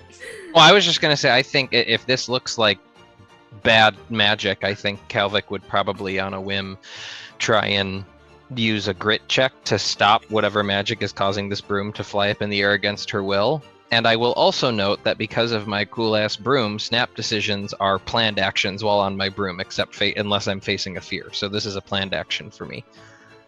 Okay, cool. So do you hear? So Eero, you didn't pass that information. You did tell Maris. Oh yeah, I guess that's true. I might not know. I guess Oh, maybe. I mean, I don't think I'm all that close. I was like 5 feet away from Maris or something. I'm yelling out, Maris, her broom is fucked. Like, I'm not being quiet about it, so Okay. Kalvik could easily overhear me. Yeah. So Kalvik, go ahead and you're gonna go towards the bristles. I will say I would like somebody, because it's gonna be very hard. The broom is like jerking back and forth, up and down, jerking back and forth, and zooming at really weird, awkward velocities. So there's gonna be a couple checks going on here. You heard Eero say her broom is fucked. So you're gonna be The trying to broom look is around. fucked. It's not doing what it's supposed to do. I don't know a lot about Yeah, brooms, honestly, but I know that she doesn't currently have control of hers. So if you just want to just like grab, I don't know how it works. Yeah, and I feel like Kalvik doesn't know like necessarily like counterspell. I think maybe from being bullied, it's like, how do I just like try to block some magic? So it's a very rudimentary, just like, can I don't know, dispel. Maybe this is beyond Kalvik. I don't know, again, like what the weight of different classes and getting better at magic would be. I don't know if he would know what to do here. So you're going to, I assume Eero says something about the bristles. You're going to stick your fingers into the bristles and you will feel around and you'll feel a warmth in the middle of the broom. And it is a little braid that has been braided into the middle What of the the hell? bristles. Interesting. So you can make a grit check to try and focus as you try to, what are you going to do with this braid? That's a good I guess just like, I don't think I have like a knife. I think just do my best to like pull it apart. I've tried to pull, my sisters have made me unbraid their hair before. Sure. I need to unbraid this weird bristles. Okay. Go ahead and give me a 10 for grit. Oh I'm my going to God, need, alright. however, before you do that, I'm going to need some brawn in here to hold that broom steady because it's Yeah, it's that's bucking. It's that's- bucking like a stallion. gonna be Maris trying to get up there and hold it still. Okay, Maris, I'm gonna need, definitely like a 10 from you for brawn, and I think a 10 from Occles for flight. Okay. To keep on that thing, to grip it and A just try to 10? like go with it. Or you could do brawn. Actually, I'll go brawn or flight. Whatever you want to do, 10. You're either trying to go with it or you're trying to hold on through pure muscle. I can't succeed on any of those. Good if you explode. Neora, what are you doing? Yeah, if I can explode. I'll go with brawn. Ooh, Can Neora that's- get up to, like, if things go badly, Achilles could, like, get onto Neora's broom?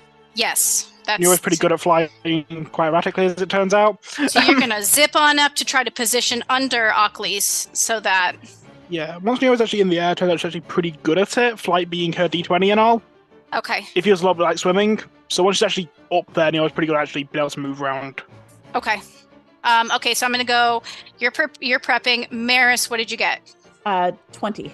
Okay, you hold that thing. It's hard, but you're wrestling it with both arms, and you're like, you're not going anywhere. All right, Cal, what'd you get? I haven't rolled yet. I didn't know what the TN was based on how well she was doing. TN 10. Oh god, a lot of focus. Oh, well, that's an 11, 12. 11. 12. Perfect. 12 on grit. So Cal is, I imagine, pretty even-headed, right? Cool-headed. So even in I would say situations so. of panic, Especially on this broom, for whatever reason, he feels like he doesn't. I don't know if this is like why, because again, the mechanical benefit of my cool broom is that snap decisions are planned actions. So I feel like maybe it's just he's deriving some confidence from like, hey, this broom isn't gonna. If I fuck up, it's my fault, not the broom's fault. And so he's just, I think, feels secure on his own broom and is working on this.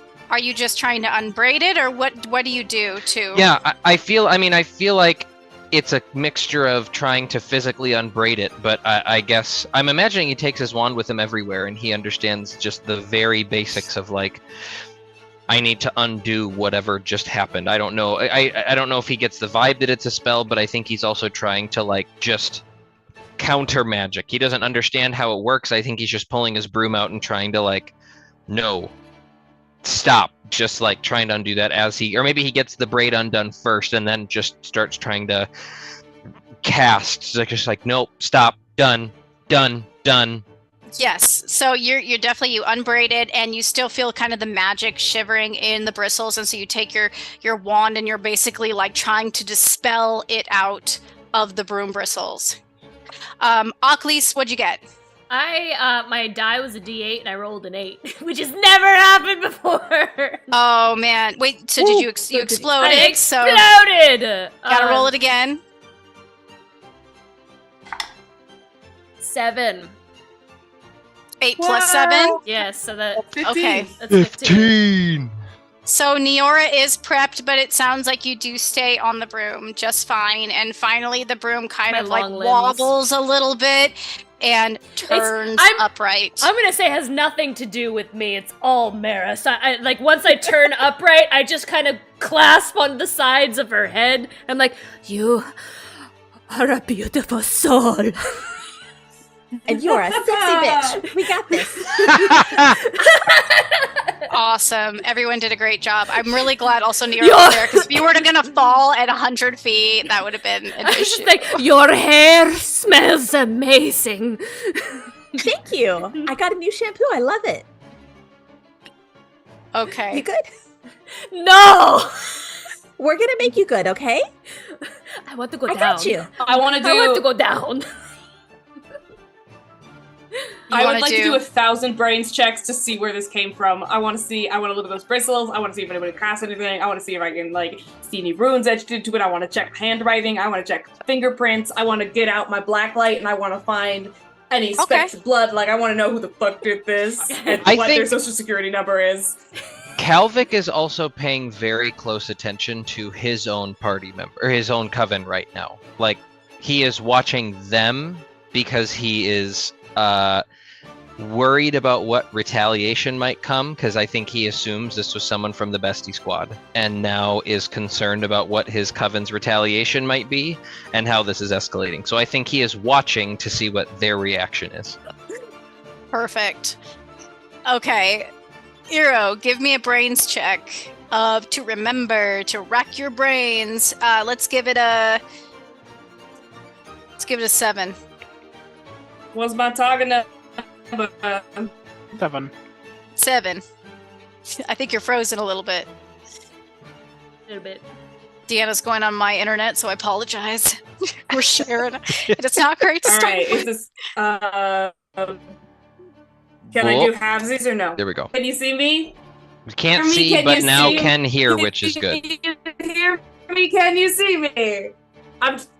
I'm just gonna continue dancing until you can see me. Yes. Can I, There it my is, there you question are, was, there Can you I do halvesies on this check? Okay. Can I do halvesies on this check, or is this a split decision? Now that Ocklys is not directly in danger anymore, I think you'll be fine to do sit there for a moment and really try and also you've been watching Calvic unbraid it like over his shoulder, I assume, just like staring at it, trying to remember. So yeah, go ahead. You can take. You want to take half? Yeah, so that'll be an 11. Okay. You remember seeing this braid somewhere. It was somewhere that somebody was doing. Was it? I think it was during dinner. It was the same braid that the Bestie Squad was braiding on each other's wrists when Ocklys decided to make Maz foam up and explode. You do recognize that braid. It was Kimmy. And you'll hear across the field, "Well, I'll be damned." And Lord Walker is clapping, and he makes his way over and he flies over and he's like, "That was an impressive show of teamwork, I have to say. I don't know what happened to your broom right now, little missy, but I am blown away by how everybody, wow, 10 points. 10 points. What was your coven's name again? The Unsinkables. The Unsinkables. Yes, you are just, I loved it. And Maris Walker, was it? Yes, sir. I will say I was impressed by your strength wrestling that broom. It does remind me of some of my older days back when I had to wrestle brooms and they got out of control. And I think I would like to give you something. And he takes out a golden ticket and passes it over to Maris Walker. I expect to see good things from you. I was very impressed by that. That is a singular ticket, not a group ticket, right? That is for Just a Maris, not the singular coven. ticket. Okay, And just I wanted to double check. She deserves it. 100%.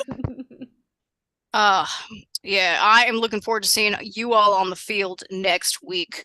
Of course, everyone, you will be practicing quite a lot. The field will be open up until next week, and then we will start our Cap the Bat tournament. So, I hope you're all excited, and class dismissed. Does Calvic see the death glare Eero is giving the Bestie Squad right now? She still has it. I feel like as soon as the group starts to disperse and Calvic notices Eero's very unhidden disdain, and like I can watch the cogs turning of like, what are we gonna do to get back? I feel like Calvic comes over and is like, Eero, I think this needs to stop.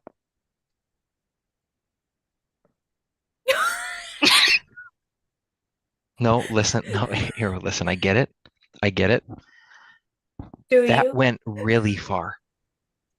Okay, look, it's done.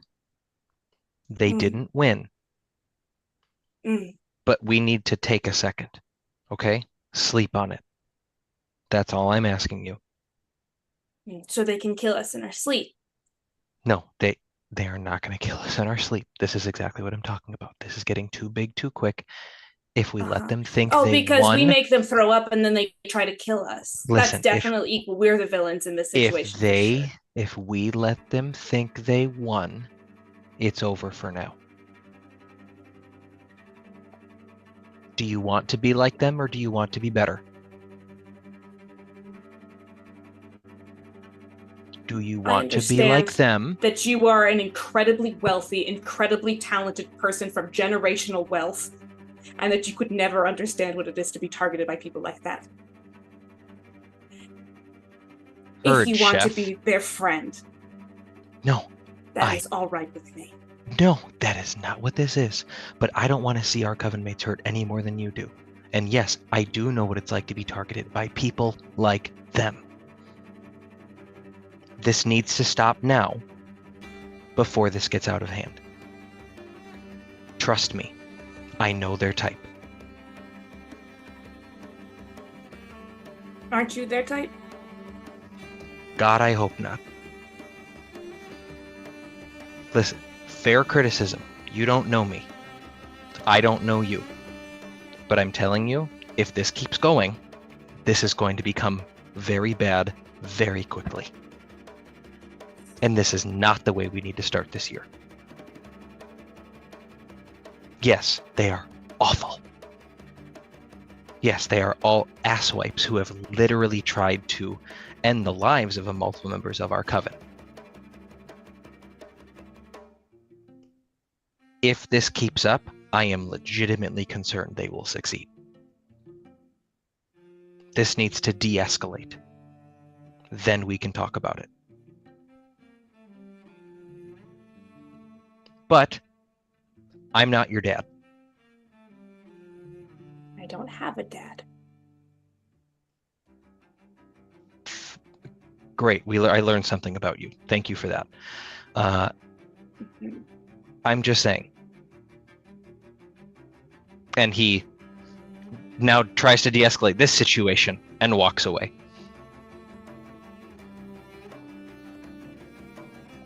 He goes and gets axe and, leaves. Wow, that was exciting. Was that supposed to happen? You know, the more I learn about this game, I think so. But I think we did okay this time. I hope you're okay. Oh, I'm something, Axe. I think I need a nap. All right, let's go nap. Yeah, so I should ask. Is there anything you want to do? I want a nap too. All right, cool. Let's go nap. That sounds so fucking good. Let's go.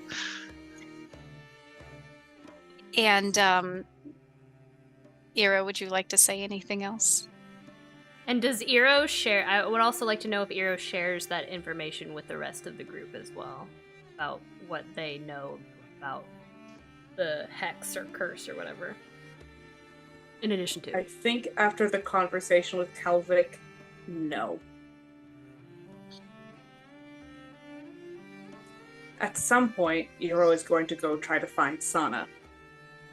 I don't know if we have time for that today, but I think that if you want to do it right after, are you going to wait a little while? You can do it right after? just sometime that day. It doesn't have to be right now, but Okay. I want to get through one more class. yeah, we're busy. So we're gonna Eera's just gonna check in that everybody's okay and not say shit about shit and keep moving forward. I will note that conversation for next time though, because I would like it to happen. Okay.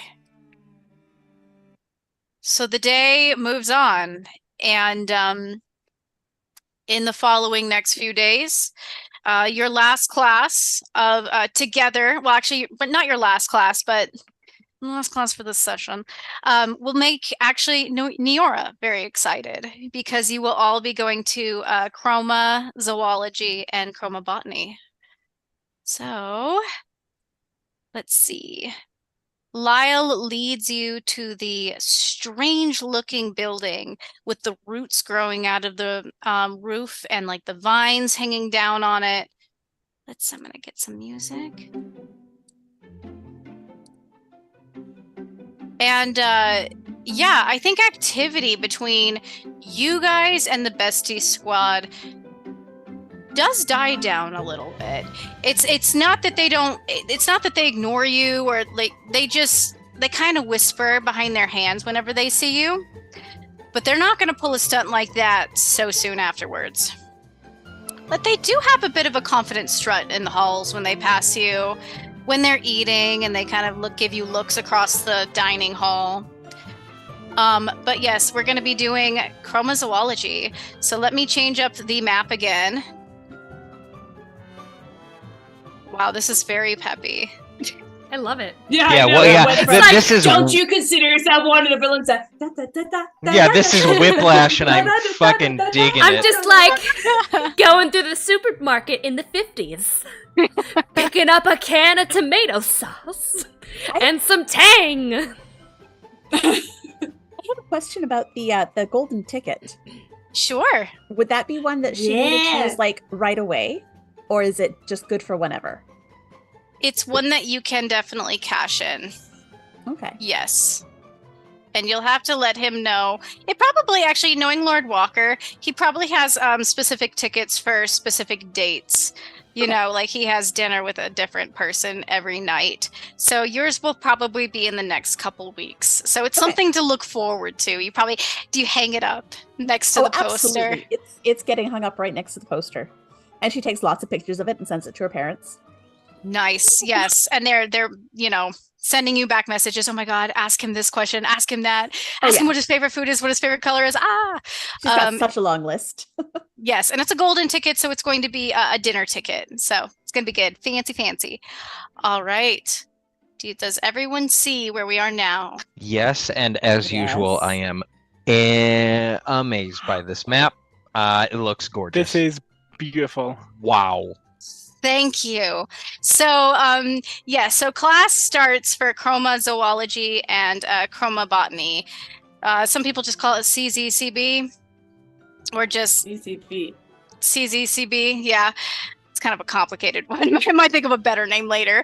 Unless Sizub. Nior, do you want to think of a nickname for it? No, Neora will call it chromozoology and chromobotany every time. Every time. Perfect. And all of the first years shuffle into this just gorgeous room, which is just filled with so many different noises and smells and colors, like so many smells. And I think it's overwhelming at first for a lot of the kids. Like they're like, oh, like, okay, this part smells like poop. This part smells like fungi. This part smells like flowers. But then you've got like monkeys on the table that are just chittering at you. You will notice like that this really strange looking fey dog meets you at the door and leads you inside. And he's got long tufts of leafy ears and a tuft of leafy tail. And he kind of sits down and watches over you. And everyone's like, where's the professor? Where is he? Where is he? And like they're looking for him. And finally, the teacher's assistant, Ifra, which you've noticed she sits at the front with all of the professors. She usually does sit by Master Conway. Will like hold up her hand and be like, yes, hello, attention students. I apparently will be teaching today's class. I think Master Conway has an engagement. So, I'll be teaching today's class. And so I would please keep your hands off of the python. He is a little bit nippy.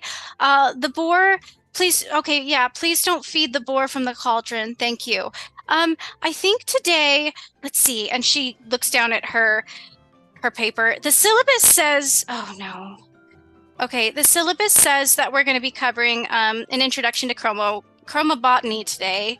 So follow me into this room. And she leads you. She opens the big paneled wall into the next room, which is essentially a greenhouse inside. So you guys can move into here if you want.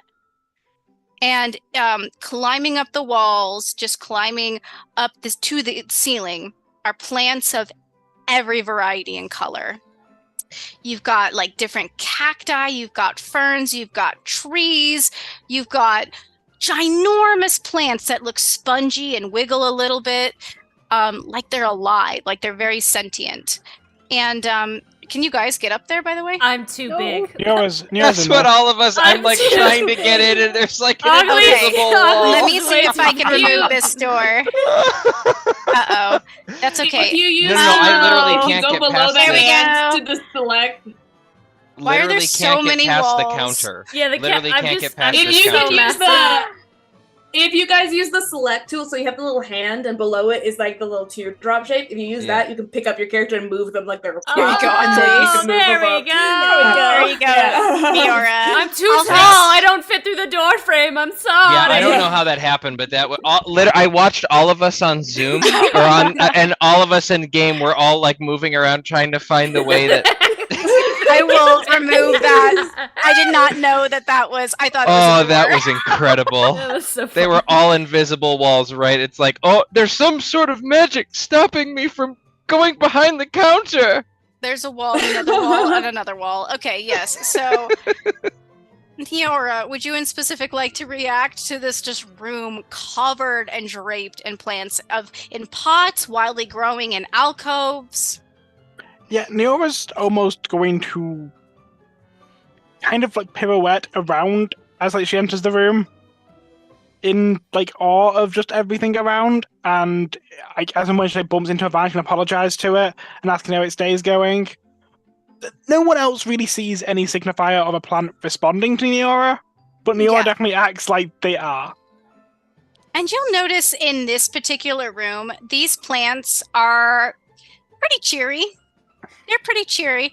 They're a little bit hungry. They tell you, like, oh, we wish we were watered more. We wish we were fed more.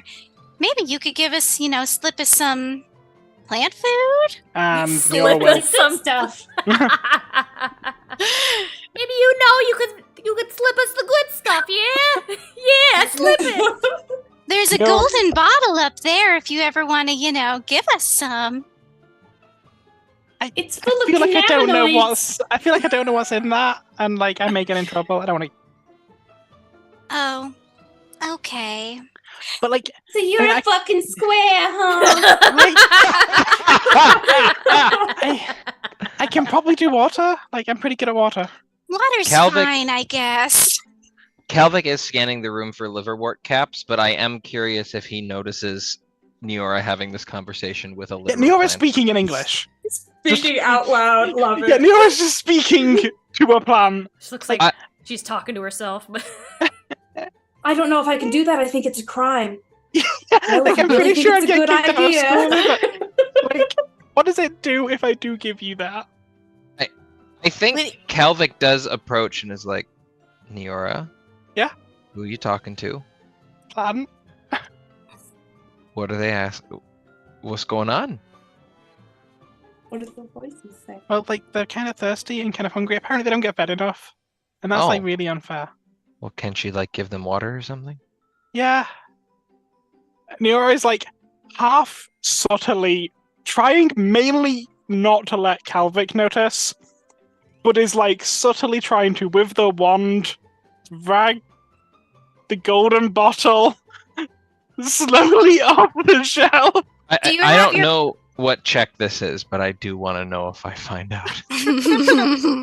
Let's do a flight. Like, I guess flight would be subtle. Flight roll of Do I get my D4? no. Well, is it magic? What are you doing? Yeah, I'm using my wand to kind of like try and lift the bottle and have it kind of. Oh, yes. Then a flight roll of 10, because Calvic's looking right at you. So let's see. That's gonna be a 12.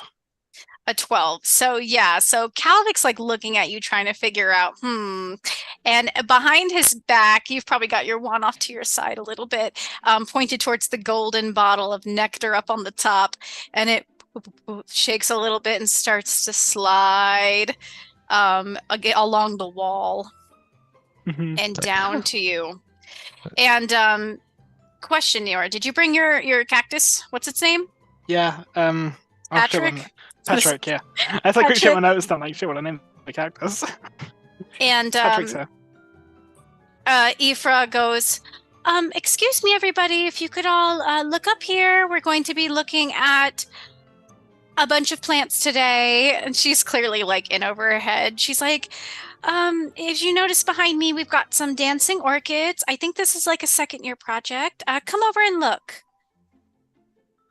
Kalvik leaves Neora alone and goes to look. Neora will occasionally correct the supervisor, just as like if she ever says a plant name wrong. By the way, it's this, and then just gets Oh, back to what yes, she's of course.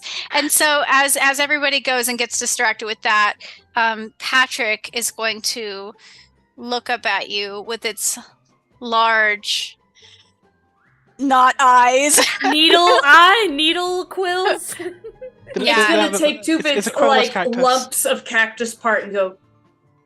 Can I please try some of that nectar? I'm Oh still my pretty God, this unsure is what it's gonna do. This feels like it's probably a bad idea, but like, But the I other also- plants are saying it's yummy. Can I try some? I mean, like I did come here to like help plants, and like one of the big things I was told is I wasn't going to get yelled at for helping plants like I would back at home. But then back at home, I got yelled at for helping plants all the time.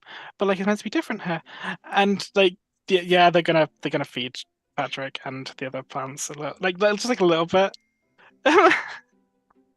And so, What I could want we more. add? Please. I feel like ultimately there needs to be like I don't know how hard it is to make more for like the Please. school, and like maybe when we know how to make more, Do we you could. love me, Neora? If you love me, give me the. If you love me, you'll give me I the want more. nectar. It was tasty. I've never seen being gaslit by a plant, and I love it. It wobbles its like very fleshy body. Please. It's But I've been- invigorating. I've been such a good plant. Does Neora know anything about like anything like this from anything they've learned about before? I'm so sorry, Yeah. Danny. I'm gonna turn this question around on you, Tessa. Does Neora know anything about anything? No, but like anything that I've heard from their dryads, basically, or like. So the- basically, you will look over when you feed the other plants, and you will see just how bright and beautiful their leaves start to turn, and how their flowers start to bloom and flourish. And the little cactus is like, Please give me more. I feel better this way. Oh my god, you're giving your plant Fuck. drugs. That feels deeply concerning. One more drop, yeah, and then like at least until like we know more things about it. all right, awesome. Neora, you give another Mhm. drop? I'm asking Patrick, just like one more drop until we know more about it. Yeah, Yeah. yeah. Neo's not the smartest. Do it. Do it. Okay, We go all ahead wanna and know. Go ahead. So this is a heavy, heavy bottle, Neora. So you are tilting the bottle to tip Oh, just they're a using single. magic to do that. They're not doing that themselves. Okay. Still a brawn check. Yeah. check of 10. Yeah, they're not using their own strength for that. Neora's got like little water doodles. Yeah. This feels like it's a woefully bad idea, and I'm probably going to cause some serious damage. I'm so excited. Conway's going to so come in and yell at excited. Neora, and Neora will cry. Question while I'm here, can I notice like any of the bestie squads? Any of them seem particularly interested in botany? Let me think. Let's see. Big chocolate chip.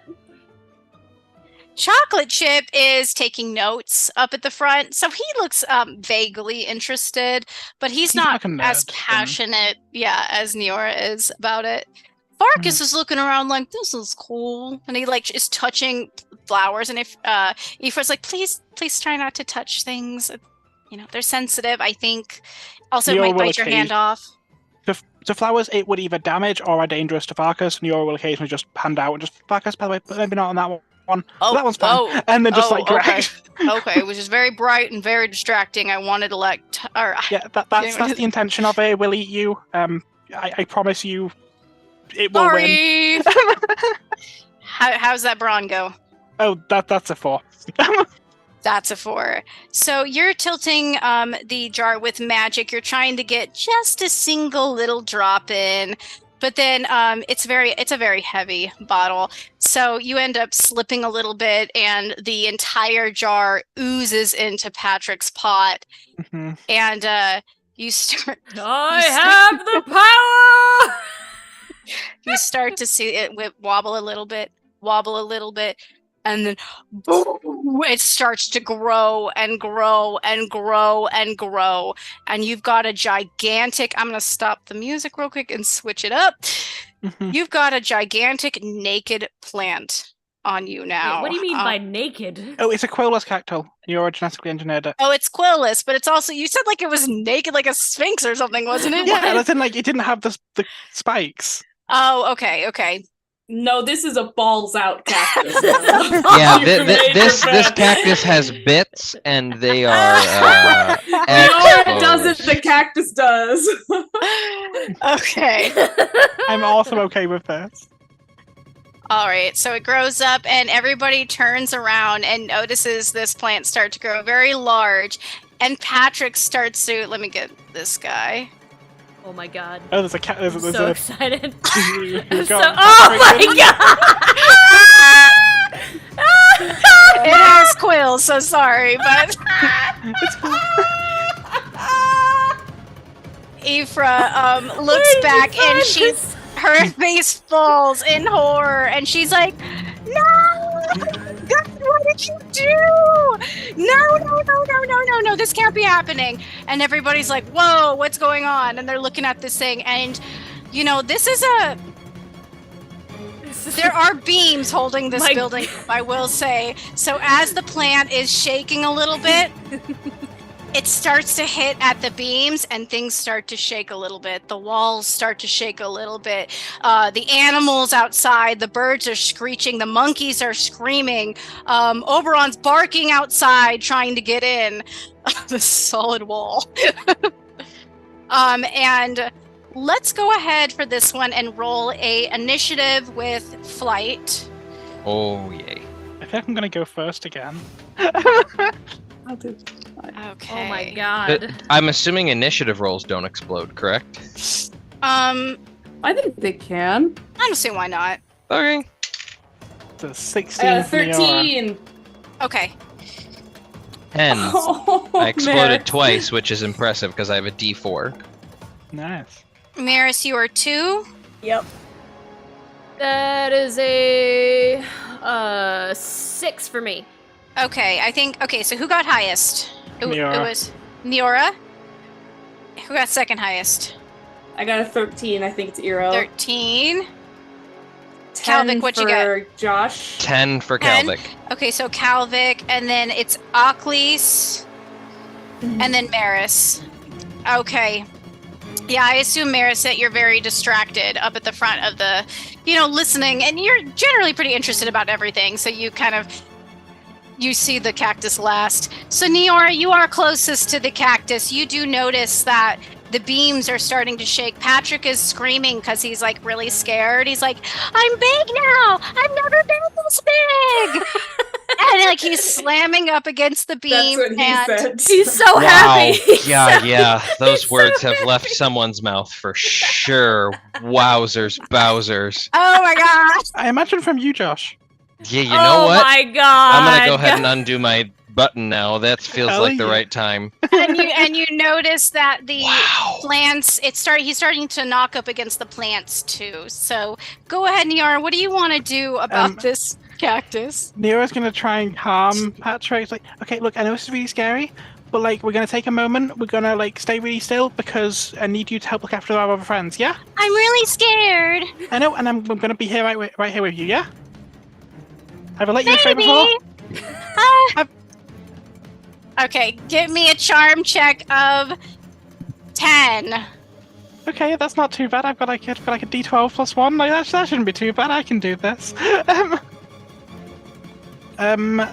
Everybody's screaming, by the way, and trying to leave the room. Nobody can I've got fit an out the door. I've got an 8, 1 adversity token, so I'm going to spend 1 and hope that someone else could potentially aid Niara. I What will do you say need? this Actually, no feels one like a else. snap decision I type agree. of situation. Also, no one else can talk unfortunately. to plants, so... So, Yeah. Yeah, no one can assist you because it's a snap decision. You're on your own, girl. Yeah, oof. so that would be... I'm not going to spend the token then, obviously, so that would make it a 7. Okay, so unfortunately, you put your hands, I assume, on Patrick and try to calm and talk to him and trying to get him to soothe down. And he knocks his head on the top beam and you hear a loud crack above. And Ifra's like, "Oh my gosh, this is not good. This whole place is going to go down. I didn't sign up for this." And let's see, who's next? Eero. I What are you think gonna do? I'm next. We don't have any way to. No, I was like, we don't have Professor Conway's cell phone number or anything like that. He is not contactable. He is not going to help us in this situation. I would His like cell. to try to use a brains check to figure out what that golden fluid is. Because it sounds a lot like the kind of et drop kind of thing that I made for the potion roulette of make it bigger, make a plant grow, right? Would I know? I want to try to do a brains check to figure out what it is, what's going on, what could be done about it. Okay. Let me see. Go ahead and give me a brains check of. We'll do 10 again. 10? Uh-huh. Okay. This is a split second, right? Yeah, it's a split Yeah, second. You're trying to think about like what kind of potion this could be. It's not quite the same as the one you made, but it. Yeah. I'm going to use a single adversity token to use my strength of well-read, which will add +2 to a brains check, because I'm just going through every potions book that I have managed to get my hands on, which are a strange variety because it includes, like, what is it? Archie McPhee's, like, prank books, as well as old Egyptian texts about embalming fluids. So I'm just doing my best to go through that. So I'm gonna roll a d20 plus 3. Try to get a 10. I only have to get 7 or higher. I can do it. I believe in myself. Okay, that's a 13 total. Okay, so you do see, you run over to the jar where it was dropped. You see some droplets inside the jar. You see the golden nectar-like color. And you notice a potion that you've read recently in one of your books. It's called the Gargantuo potion, and it does make things very big, depending. It also, like, makes them big and healthy. Problem is, Patrick's a little too healthy right now. You know that this can last. This is a potion that's temporary. It can last up to 30 minutes. And, yeah. Is that all you want to know about it? Is there any kind of antidote to it? I don't know if I would know that with my check. Or any kind of antagonist to it. You know that there might be a potion that might help it. Okay. You think there might be a potion that might counteract it. With the rest of my turn, I'm going to start skittering up the wall like a little cockroach, and I'm just going to kind of... Calvic Gargantuo! Reverse it! And just up the wall. Yeah, there are spells that you could possibly do too, but it requires multiple people at this point. I'm sure that there are spells that somebody could do. Or I could just tell Calvic that it's a Gargantuo and know that he would know what to do. Okay. Gargantuo! I imagine these are the first words that Eero has spoken to Calvic since their interaction on the pitch, so that this feels a little bit shocking. I feel like Calvic is cool-headed, but I feel like this is a unique situation that he isn't just like, oh yeah, this makes sense. He's also like trying to cover like Axe's bowl, but I think hearing Eero address him is like, oh my god, okay, yeah, I can try that, maybe.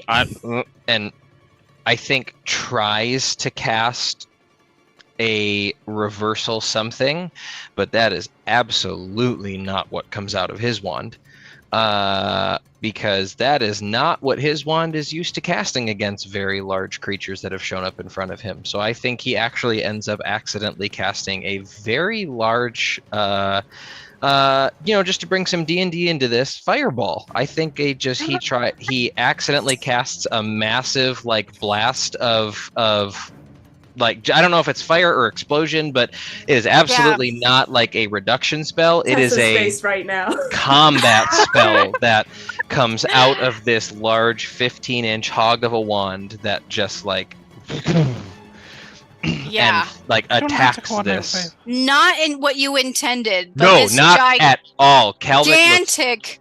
Just as shocked as everyone else in the room as this spout of flame comes bursting out of the end of his wand. And Calvic, that split second before you feel that, you feel a strange kind of power that zips up your arm and almost bulks up your muscle when you cast this spell. Yeah, like this is a powerful old spell that is just triggered and shot out of that wand. All right. The fireball begins in the bicep. Yeah, fireball. Right. Hell yeah. Why does my arm hurt? Let's figure out magnitude-wise. Like, go ahead and roll a fight. Well, this is where the luck begins because I have a fight of a D6, but I do get a D4 for magic, so we'll see what happens. Plus 2d4. Oh my god! All right. This is a old. Okay. That's only a total of 6. 1 on the D6 and 5 on the D4. So a total Okay. of 6. It is still a fireball, and it's still. I just wanted to know if you're setting the entire place on fire or if it catches on something. So it's still a fireball. It shoots up, and you're aiming it at the cactus, right? So poor little Patrick, he's got like this really. Niora, does he have flowers on him? Yeah. Yeah. So you catch. He bears fruit, so. Oh, yeah. So, like, on his right little stem, you catch the fireball catches and woof, and just lights him on fire. And he's and he shakes even harder, and another beam cracks on the right. And you will notice the animal noise is getting louder and crazier and louder and crazier, and the boar is starting to slam its tusks against the walls. Oh my god. Yeah, I feel bad to say this, but I definitely think Kelvic in surprise drops Axe's bowl on the ground and takes a step back as he's like, what the and like admires the new big bulging veins that are on his forearms from this burst of weird muscly strength that showed up. He's like, what is happening? It's a startling thing. And do you think the bull Puberty's cracks, or do you think it just tips a little bit? Oh no, I don't think it cracked. I mean, he was standing up, but I don't think this is it shatters necessarily. I think Axe is like, oh my god, but I will say it does not break if it's up to me. Okay, Aklis, your turn. I have a quick question. Do we know that this plant belongs to Niora at all? Like, I think you've seen this plant. I don't know if you've obviously not seen this plant at the same size, but Niora goes quite a few places with this plant. It sits in the windowsill in your room, right, Niora? Or where does it sit? No, it was in that little like grove that like Niora made for the exam, basically the little like test. Niora plucked it out of that and wanted to introduce it to other plants. So Niora's been carrying around in a pot all day. Okay.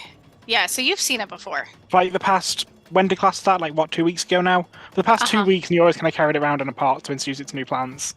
So Aklis has been staring at the massive rafflesia flower this entire time and just gazing at like, wow, that is a really big flower. And like, as this all happens, the plant grows, sets on fire, gets set on fire, and she turns around and just sees a massive cactus on fire, and the ceiling's starting to collapse.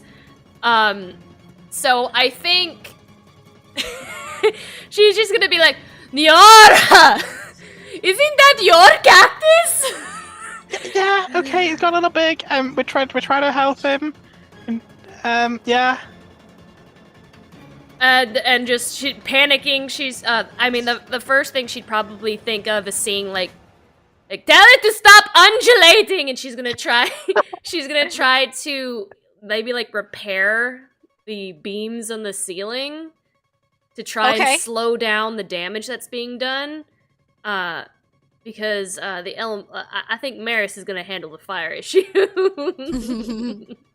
Maris's face. Maris is totally random fire issue that nobody can be blamed for. Our elemental major is going to handle that. I'll give you 2 options here, okay?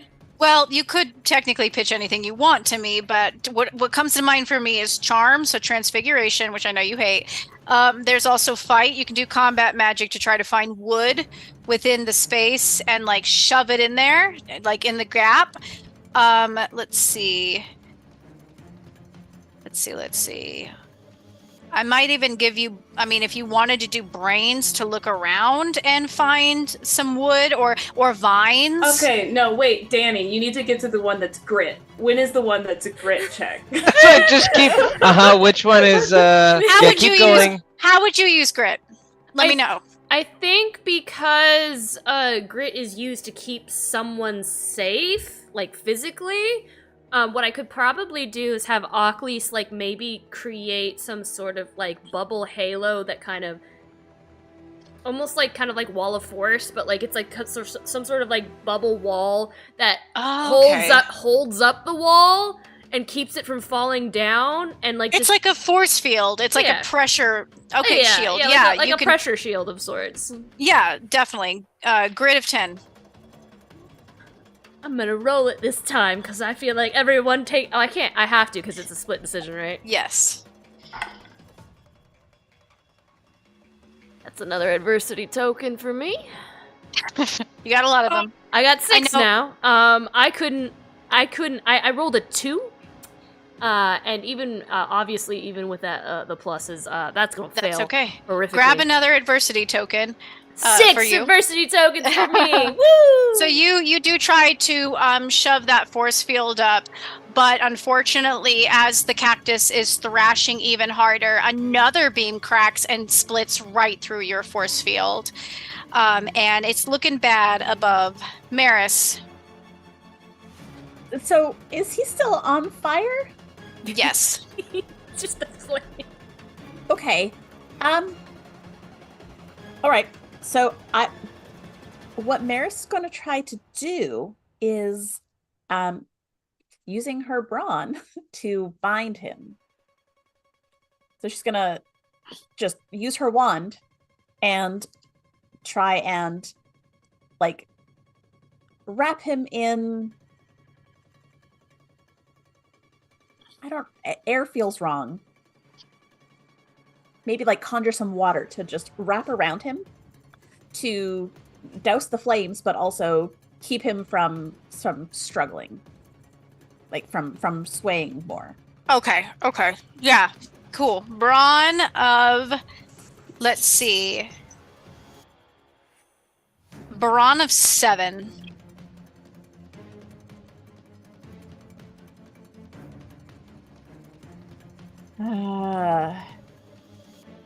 Don't worry, I have. Oh wait, I can't give you adversity tokens. Gosh darn it! That does not add up enough. Hold on. Do you have tokens? That math ain't mathin'. Math sometimes does not like us. 6. I Math have is a one brutal adversary truth. token, so that can get me to a 7. Yeah. Awesome. Okay. So, would you like to explain how you hold this guy in place? Yeah, she's gonna grab her wand and just take a deep breath and look at Niora and think, okay, water's gonna do this, and just point at him, and from the tip of her wand, just a swirl of, like, it looks like a rope of water that just wraps all the way around him. And it constricts and holds Patrick in place, thankfully. And now he's just kind of doing the wiggling a little bit. But this will help a whole lot to make sure that cactus is just staying still. And the fire does sizzle out a little bit. It's still got a little bit of a flame on the one of the petals, well, the burnt petals now, but it's not like about to touch the beams that are above, the wooden beams that are above this cactus. All right, Niora. Okay, this is probably a bad idea, but let's try it anyway. Oh no. Okay. Niora is going. Okay, Niora's going to wear the. He's not really going to listen to anything. Niora also does not feel comfortable casting any spells on Patrick. But so Niora's kind of going to instruct, like, more suggest to, like, Farkas, Riley, Ava, all the ones that she knows are competent at magic. Okay, look, these beams need holding. So Ava, look, you're really good with water.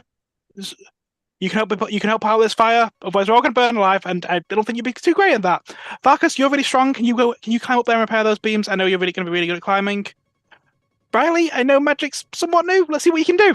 Help repair those beams, shall you? Riley looks at you and goes, I'm down. It's fine. I'll try it. Anything. Yeah. Farkas goes, yeah, I'll do that. I can climb all the way up there. And Ava holds out her hand to him and goes, and looks at Niora and goes, what are you going to give us? Are you Not kidding? How about not burning to death? What are you going to give us? Answer fast or your little plant's going to die. What are you going to give us? We will help you, but... I think Farkas is a better person than that.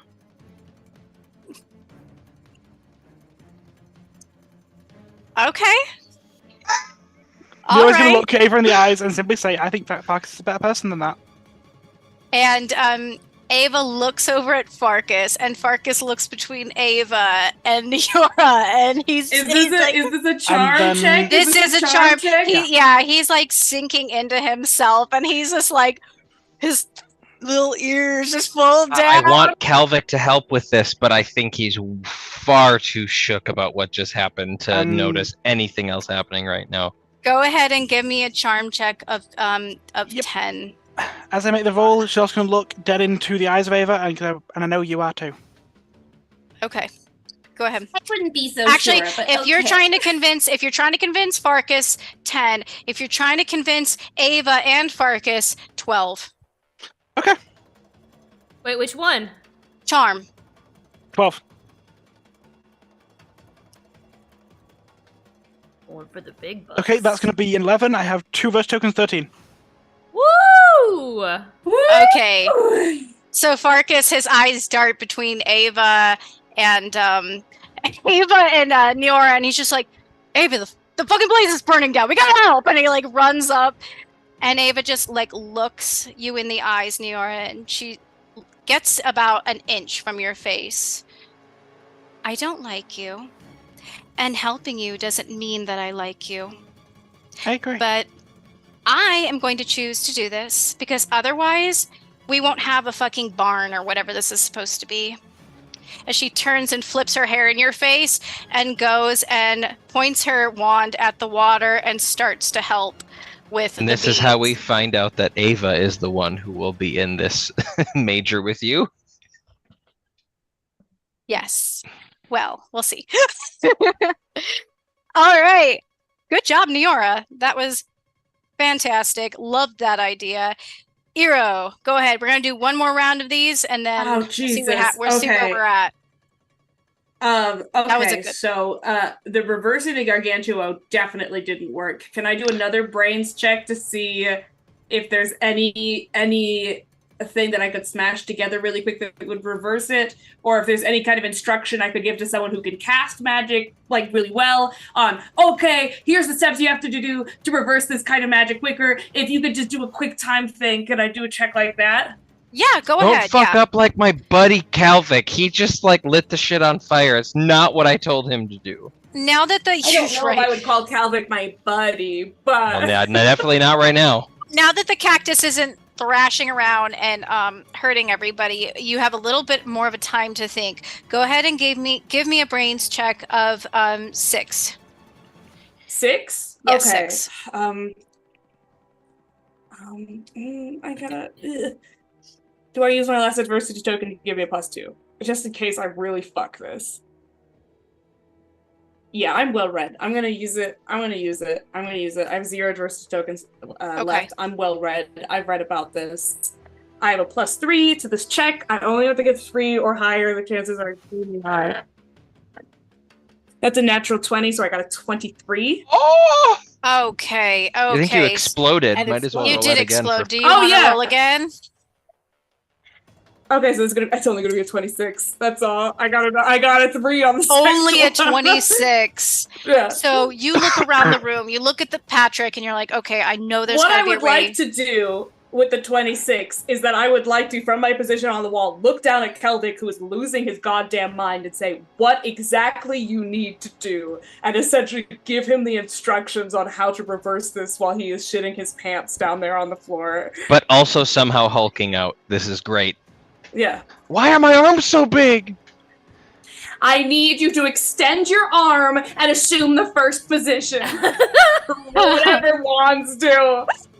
So you do remember reading through the index, the tape of the back of the book, and you The remember, appendices are my favorite part of any book. yes, Of course and they you remember there is a reversal potion for this, and you are trying to rack your brain with what it looks like. It is, you think it might be pink, and you look around the room and you see a large jar, just the same size as the gold one, across the room, and that is the one you need to reverse this Gargantuo potion. Oh, okay. That is right there. It is across the room. Yep, it's up on like a. Oh, No. Sorry, this is going a little long, guys. I'm trying It's, to like. it's reconnected now. I am Okay. loving this. Okay. Yeah, Okay. so Okay, well, I'm still gonna say, I'm sorry to be extremely rude, but this has been effective on Calvic before. Calvic, get it! And I'm gonna point it out Yep. to him. No notes. Calvic just is this close enough that he can physically get to it, so he doesn't have to use his wand, or is he gonna have to use his wand to get to this jar this turn? Like I imagine it's either he clambers to it and opens it and splashes it, or it's like he uses his wand to just launch this potion at Patrick the cactus. So you can do a flight roll to dash across the room and try to grab it, and you can also pour it in the same motion, or you can do a Whatever that option is. a brawn to Okay. lift the jar and try and spill it on top of Patrick. Okay, I think it's gonna be brawn because that's the double the dice. It's a D8 instead of a D4. Yeah, go ahead and give me a brawn of 8. Okay, cool. I have a D8, so let's see if this works. Give me a 7. Give me a 7. He is wiggling around, or he's not wiggling around as much. So Calvic just got beefed up by that last fire spell, so maybe that's what it is. He got beefed up, so he's got a little bit more strength to it. That is true. That is true. Well, that's only a 4. I can only get it to a 6 with my adversity tokens, so I think that's. I mean, there's no point in me adding adversity tokens, especially if this is a snap and I can't have other people add. That's okay. I will say you do make it across to the potion right below it, and you're trying to lift it. Okay, How sounds about like a that? plan. Yeah, no, that Okay. sounds good. I am there trying to lift, and I'm like, why is this so heavy? Achilles. I want to aid. I want to aid my buddy boy. Okay. Can I? Yes, I would like to. Yeah, I would like to try and use brawn in order to just like make it go right to him. Okay. Yeah. Brawn of 6. You're just adding to his magic, so this might be a team effort again. 3. Good at them. Oh wait, I rolled. the Wait, wrong hold on. dice. I rolled have the wrong I have a dice. small addendum. Was that a Okay. spell for brawn? Because I did not roll a D4. Yes, that me was a using- oh, spell. that was not a me. spell. Oh, okay, hold on. It was a 4 then. Okay. That's a 7 with my magic. I apologize. I thought I was physically running over to try to lift this thing. Okay. That is a 7, so I imagine that Calvic Woo! very tempestuous, like he's not really quite certain, but he's like, well, this is the only option, and he points his wand and he pops the cork off the potion and sends it flying at the cactus. Okay, awesome. So it pours onto the cactus, and the cactus starts to slowly shrink as it seeps into the cactus. But there's still beams up top that are cracking and nearly about to fall. You've got about like 3 or 4 beams that are broken by now, and they are just creaking. So you've got the cactus good to go. He is shrinking, and he is crying and whimpering in Neora's. Neora, are you? Yeah, I'm gonna grab the cactus. Like, I'm gonna try and Okay. comfort the cactus as best I can. Okay. And Achilles, what do you want to do? Okay, I would like to use a brains check in order to see if there's any kind of clay soil in here that I could very quickly mix with water and to send up to try and like tag team with Maris maybe to see Okay. if we can like bake with her awesome elemental magic some clay up there. I love that. Okay, so you're going to be doing, I think I'll give Maris fight for doing the, like, probably producing the clay. And Achilles grit to try and concentrate on shaping it. Is that how you guys want to do it? Are you trying to, like, basically hold it back into place? Yeah, like my thought would be to take almost like making concrete, I guess. Okay. Okay. And then however Maris wants to help with that. So, do you want her to be like baking it? Is that your thought, or do you want her like putting it up there? You could I guess baking it since she's an awesome elemental. Well, she's a student elemental. Okay, let's go ahead and do. We have faith in you. We Let's- believe in you. Let's do 7 for both. Target 7. Danny, you're going with Maris. You're going with fight to try and bake it with fire, I assume. I guess, yeah. That's I don't like that my elements are all using fight. Sorry. Unless you could try grit. You could try grit if you're actually trying to focus as well. Oh, definitely trying to focus. Trying to focus? Yeah. Okay. Go ahead and do grit. 7. If you're not trying to produce it out of thin air, you probably could find fire somewhere. Yeah, there's still some little bits of flames that I didn't hit with the water. That is 12. 12, awesome. So you are definitely focusing on that. Ockley's? That is a 15 for me. Oh, wow. Okay, so 15. Yeah, you guys pretty much get it good to go. So you are, I assume, just laying out those beams and making them concrete and stabilizing them so they are no longer falling on you. And for now, things seem safe. And Ifra just looks up at the beams, and she nearly looks like she's about to faint. And she looks at all of you. She's like, "Thank you. What happened?" Kalvik is ready to run over if she's about to faint to catch her, but if she doesn't faint, it's fine. Yeah, plants were hungry. I messed up and the bottle slipped. That's entirely on me. Like you fed them the gargantua potion? Yeah. Only an appropriate amount for the usual ones with bottle slipped and it got out of hand. Except for responsibility for that. Okay. I don't know whether to give you points or take them away because you made the situation, but you fixed it, but you also made the situation, but you fixed it. I guess I'll just let Master Conway know. Yeah. Okay. Or let's rewind. And maybe kind of evens out. Maybe we don't tell him, and we just No. say this room needed a little bit of sprucing. Kalvik says, "Hey, actually, he's the master of our coven. Why don't you let us break it to him?" Okay. Charm of 10. Yeah, I'll go ahead and take. Is this a snap decision? No, everything's Cool. I'll take halvesies and take an 11. She looks at you and she's just like, He's like, "No, I promise. I get it. He's not super thrilled about us, but I have met him, so it's fine. I'll talk to him later." "Are you sure? I'm going to ask him later if you did." No, that's fine. I promise I will talk to him. Okay. I really will ask him. And I really will She tell crosses him. her arms. I promise I am not. I am a lot of things. And he looks at himself and he's like, "Apparently, but I am not a liar. I Look. will tell him."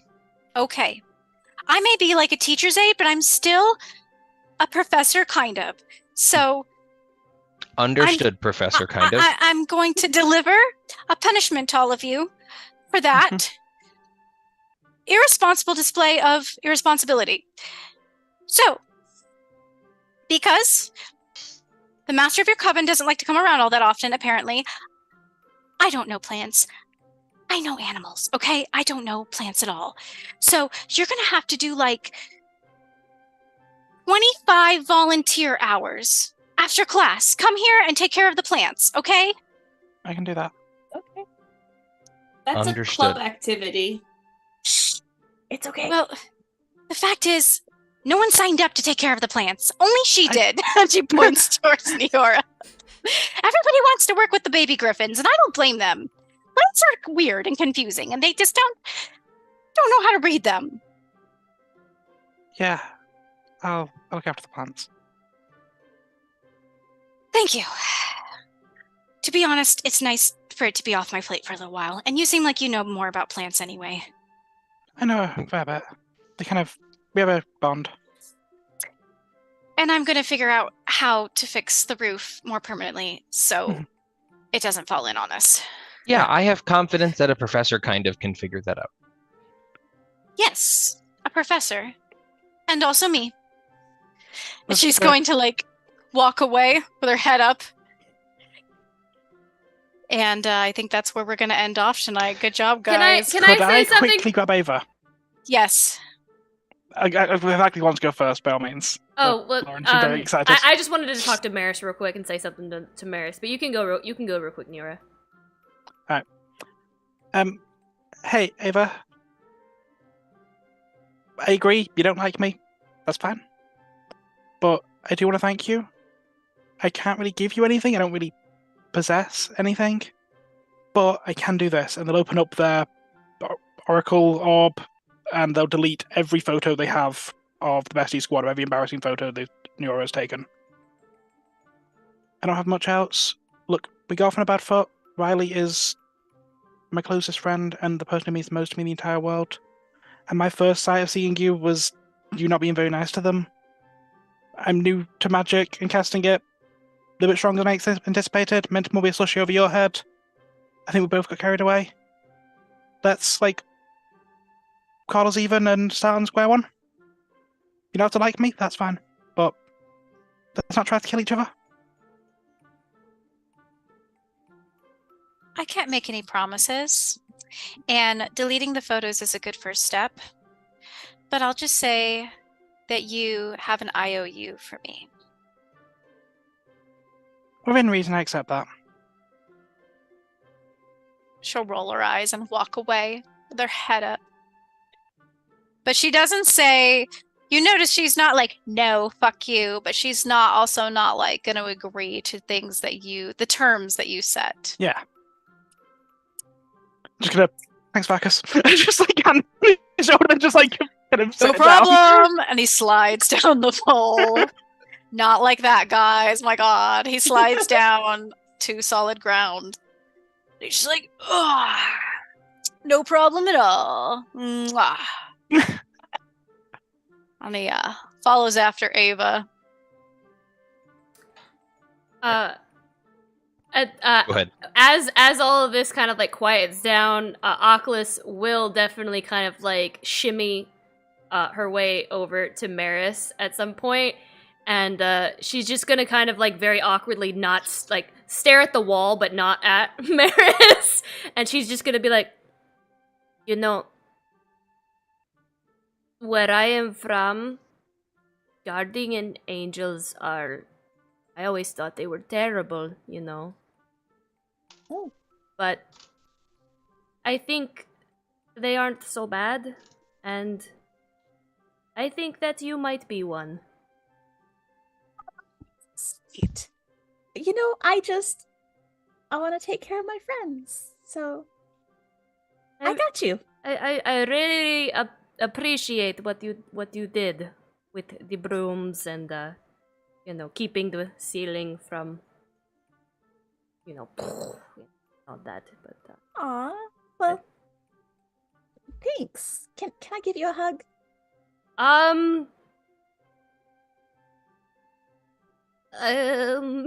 be gentle.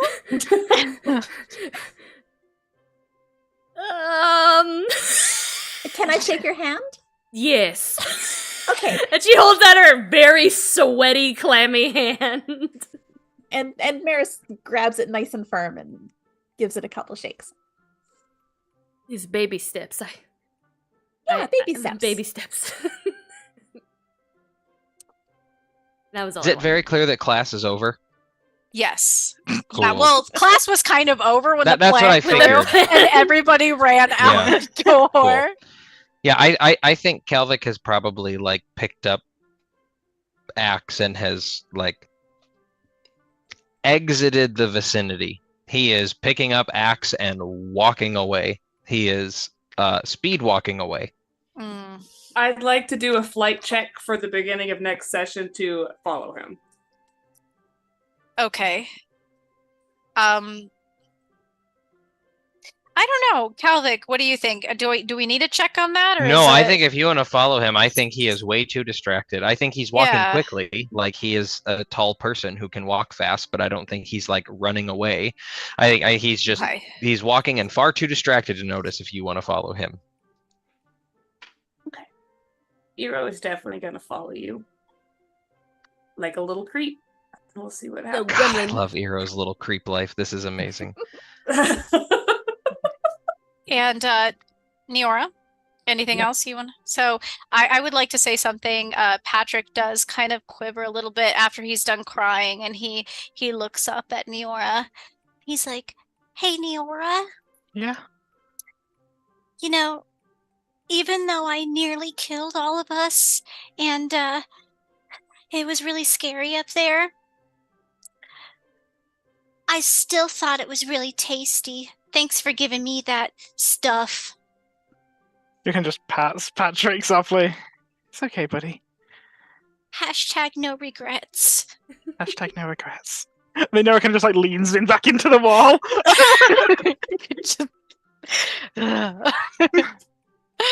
And then yeah, so rest of I think probably classes will end there for the day. And you guys can all go back to your dorms or the library and relax, and we will end tonight's session there. We will pick back up with I will few say, things, quick really. correction, Eero has never relaxed in his life and he's not about to start now. But we do go back to No. the dorm. Well, yeah, some of us are relaxing and some of us are very much not, it sounds like. Yeah. And I think some of us, like, yeah, like things got real crazy with the Bestie Squad in this session. It was up and down, and I don't think it's quite come down as... It's interesting. It's interesting. We'll keep it there. Okay. Let me... Where did my announcements go? My closing announcements. Let me pull it up real quick. Let's do our closing announcements. Thank you for joining us, everybody. Thank you for following and subscribing. Lauren, did you have the names for that tonight? Yes, we have the Leona Maple, Jordan the Goblin Queen, and Flock Obama with the resub. Thank you so much for resubbing tonight, guys. We appreciate you. Follow us on social media. Use !socials to check out Ink and Lyre on all of our social channels. Remember, our Discord is available to all of our community members. That's !Discord. So come join us, hang out with the cast and crew and our little community. And if you enjoy our show, consider supporting us with a sub or use that free Twitch Prime sub. It takes a lot of work to bring you this content every week, and we want to make sure we keep bringing you awesome content every week. Subscribers get quite a bit, like the Secret Corridor and behind the scenes looks at things we're working on. You can also catch up on all of our shows on YouTube, so make sure to follow us on YouTube. That's !YouTube. Danny, what's going on at Majestic Goose this week? This weekend we are doing Meme of the Month on Saturday, and everyone happens to be named John Jacob Jiggleheimer Schmidt. And we're using Monster of the Week. So this is going to be awesome. Absolutely nuts, and I'm very excited to be playing that. And Deanna's going to be joining us too. So. Ooh, nice. Very excited. It's going to be a lot of fun. That Never sounds played so Monster of the fun. Week before. I'm super pumped. It's going to be a blast. Sounds amazing. All right, Yeah, that's exciting. video rules. Please catch that on Saturday. What time again? 7 p.m. Eastern. 7 p.m. Eastern. Thank you, thank you. We will 6 be Central and 4 Pacific. Yes. Yeah. What is it in BST? Of like midnight, I believe. Yeah, by midnight. 2 a.m. British Standard Time. If it's 4 p.m. Pacific, it is 2 British, I think. No, because in the middle of the night. Yeah, it's late, guys. And of course, tomorrow, Deanna and I will be back with Romancylvania, which should be fun. We had to vote off 2 people last time, and it was hard because it was hard in many ways. But it'll be even harder tomorrow. So, yeah. Thank you for joining us again, everybody. Have a magical Monday, and we will see you next time on Chromatic Academy. Kids on Brooms. Bye. Bye.